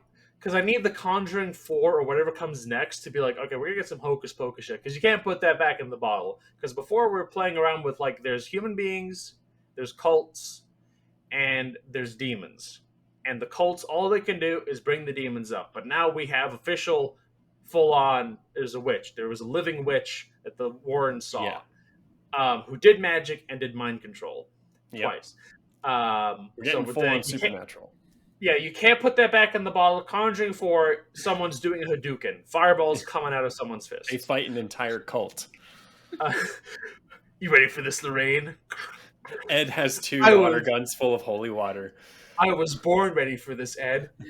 There's also a water gun, but like it's a bigger water gun. It's a potato gun with holy water balloons. No crosses as far as. Oh my god! But no, I do, goofy as it is. I generally enjoy when they bother going through making an actual twist, and it's like thin lady, not a demon, actually a witch. Mm-hmm. And she was creepy enough. She didn't say a lot. She didn't overplay her part. I like that she was kind of this. It was almost more imposing in a lot of ways. Just have this silent, ominous figure. Yeah. And her death was satisfying in the sense of like, well, she's not a real fucking person, and the guy did murder a man. But like the fact she doesn't get, like she was like fucking, she literally got folded. I don't mean like in a fight sense. She was like laundry. It's like this shirt's been out for too long. Yeah. Into the darkness, and I guess think he like gave it a grounded feel as well, having like an actual like flesh and blood villain that they were trying to find in the tunnels and everything, right? But I like the fact that they didn't know they were looking for that. I like the fact that like it kind of put a twist on them where they had to find out. Oh, it's not the Conjuring. It's actually the magic. It's a the mind control. It's just they. But wasn't it witchcraft? Isn't that still? I mean, I guess that's magic. But I'm just saying, I want a fireball next time. Like, go with it. He doesn't care what it is. As long as there's a fireball. Call it what you want: sorcery, magic, witchcraft. I want a fireball. Yeah. But no, it's. I think overall, it's a fun enough time. It's as fun as The Conjuring 3 can be, because there's only so many times you can see Ed and Lorraine be like, is it Jim Bob the demon or Craig Nelson the demon? And like go through that shit before you get a bit bored. And like then they take a trick at. Do they take a trick at this time back? I think it's one of the it's the thing that was holding something on the table of the thing with the magic. The thing the witch crafted. With like the bones and feathers and stuff. Yeah. I'd be interested to know why that demon didn't. I guess that demon follows the rules. Why it didn't go after Ed and Lorraine, because it seems like Annabelle and Valak can do whatever the fuck they want. They can kill whoever they want. But that demon was like, nah, I can only kill the person who failed to give me a sacrifice. Those are the rules. You guys are free to go. That demon is a stickler. He's by the numbers. Yeah. He doesn't play outside the rules. Like when Valak and Annabelle end up back in hell, he's gonna have tattled on them. It's like those guys did not follow the covenant. Yeah. Fun fact: Ed Warren said that Arnie Johnson wasn't possessed by Satan, but he was possessed by 43 different demons, and the occultist priest was completely fabricated. The part about the witch, like looking for the witch. The occultist priest who purposefully cursed the Glatzels was wholly fabricated. Okay. Yeah, a lady did not actually get folded by a demon and get sucked to hell. That didn't actually happen. Shit. That didn't happen, Nick. I'm sorry. You don't have to go to bed scared anymore. Speaking of occultist priests, though, I really liked the dad of the witch, John Noble. Like he's so like menacing and just like creepy. I loved the scenes with him. He was great. And I forgot that he wasn't necessarily like outright evil. Like I thought when I was rewatching it, I'm like, oh, he's like part of the cult now. He got brainwashed or whatever. But it's more just he was like stricken with like bad dad syndrome, I guess. And he just failed to do anything about stopping his daughter from being fascinated with the occult. It's funny because looking at the pictures, his daughter looks older than him. Right. But I guess witchcraft will do that to you. Is it Meryl? Is that who the witch is? Must be. The Isla. Isla is the witch's name, and that's my friend's daughter's name. And I'm like, you named your daughter after her. She's like, you can tell people that. It's fine. I like that the Warrens travel to Danvers, Massachusetts in this too. And Danvers is where the Danvers Sanatorium or whatever from Session 9 takes place in. So I'm not as familiar with Session 9. Oh, it's really creepy. You'll want to take a shower after watching it. But yeah. Okay. But it's good. It's really good. Noted. Yeah. Cool. Yeah, I really liked this one. It's definitely the weakest of the 3 Conjuring films for me, but I do appreciate the different like flavor of having that like true crime like style and tone to it, and have the Warrens investigate these murders. I love, like you said, Michael, the like vision sequences as well. They just go like full balls to the wall with like them, and like it's really cool to watch. I mean, like, we just get more Ed and Lorraine, and somehow like 3 or 4 times now, with all these movies later, they're still like so wholesome and endearing, and like seriously just the heart and soul of this whole franchise. I could watch like a few more of them, at least maybe a dozen more, and I would be satisfied. So like, yeah, there's quite a bit to like about this one. The scene with the kid literally breakdancing on the table. He's like, watch my moves. Yeah, have you seen the video of the contortionist doing that? Yeah. I've seen the behind the scenes where he's like training with the contortionist or whatever, and he like, I think he did it on a talk show as well at one point when they were marketing this movie. And like they didn't even ask him to, just like he started answering a question, started like they had him they introduced him and he walked out cracking his bones. I really like that intro sequence, and I love the like little nod to the Exorcist as well, with that like lamplight shot. Goofy, though. It's so good. I like that they don't try to just straight up replicate the shot, and it's I would have liked it more if they did a crossfade into like the actual scene from The Exorcist, like the trailer. Yeah, and then played the theme. All right. If you both don't have any more to say about The Devil Made Me Do It, I think we can wrap this thing up. Overall. Oh, we're not talking about it yet, are we? No, we're not doing the Nun 2 in this review. We're limiting it to the current franchise as it is. We might do I might do a review of the Nun 2 with these 2 lovely folks as well. But for now, that is where we will leave it for this franchise in review. Like I said at the kind of top of this video, very like hit and miss franchise. I think there's probably at least 3, maybe 4 worthwhile watches in this one. Definitely the first 2 Conjuring movies. I would say the first one is my absolute favorite. Michael, what would your favorite be, you think? I would probably feel Conjuring 2. Okay. And Allison, what about you?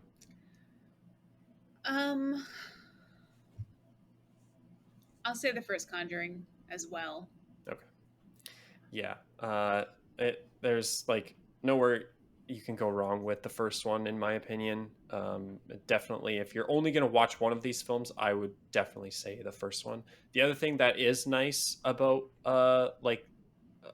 some of them, I don't know about all of them. It'd be interesting to get someone's opinion on it, but like they feel pretty anthological in the fact that you could jump into any of them without having seen the others and still kind of get a relatively good experience out of it, just as a standalone movie. So yeah, you just won't get all the Easter eggs that are thrown in for the fans. Yeah, exactly. So yeah, that is where we'll wrap it up. Allison, where can the people find you? You can find me wherever podcasts are. My podcast is called Who's There. You can go to who'stherepodcast.com. I'm on Twitter and Instagram at Who's There PC. And you can find me on Twitter at That Girl Allison. That's my personal one. So, yeah, come say hi. I interview horror fans and creatives. So, it's fun. If you are a horror fan, then that podcast is definitely one to go check out. It's a very good time. And Michael, where can the people find you? I pretty much just the Out of Focus podcast and YouTube channel that I do with you, which will again hopefully start uploading again someday. Yep. But there is some laughs to be had back there. Yep. Check out the backlog. Imagine all the segues that happen here tonight, and just the YouTube channel and podcast of that. Yeah. Constantly. Yeah. Nothing but that. Yeah, that's pretty much it. Cool. And you can find me wherever you're listening to or watching this episode of the No Score Review Show. Franchise and reviews are exclusive to the YouTube channel, actually. So if you want more franchise and review videos, definitely go check out the YouTube channel. In terms of upcoming reviews, I will hopefully be doing, if I don't get around to reviewing it with these two, then there will be a review of the Nut 2 coming to the channel within the next couple days of this video coming out. And spooky season is upon us. I am hoping to do more reviews of all the other spooky movies coming out this year. I think we mentioned Exorcist Believer at the top of this video. I'm hoping to review that. I'm going to do a re-review of the original Exorcist film as well, and as well as like Five Nights at Freddy's and a couple other smaller horror films coming out in September as well. Keep an eye out for that. I also started a horror movie reviews playlist on the channel, so go check those out for more of Allison, because she's debuted and featured through numerous videos in that playlist, where we review some of the earlier horror movies that came out this year. And otherwise you can find me on all the socials at No Score or at No Score Reviews. And thank you all so much for watching and listening. Michael, Allison, thank you so much for joining me once again. And we will see you all in the next review. Bye-bye.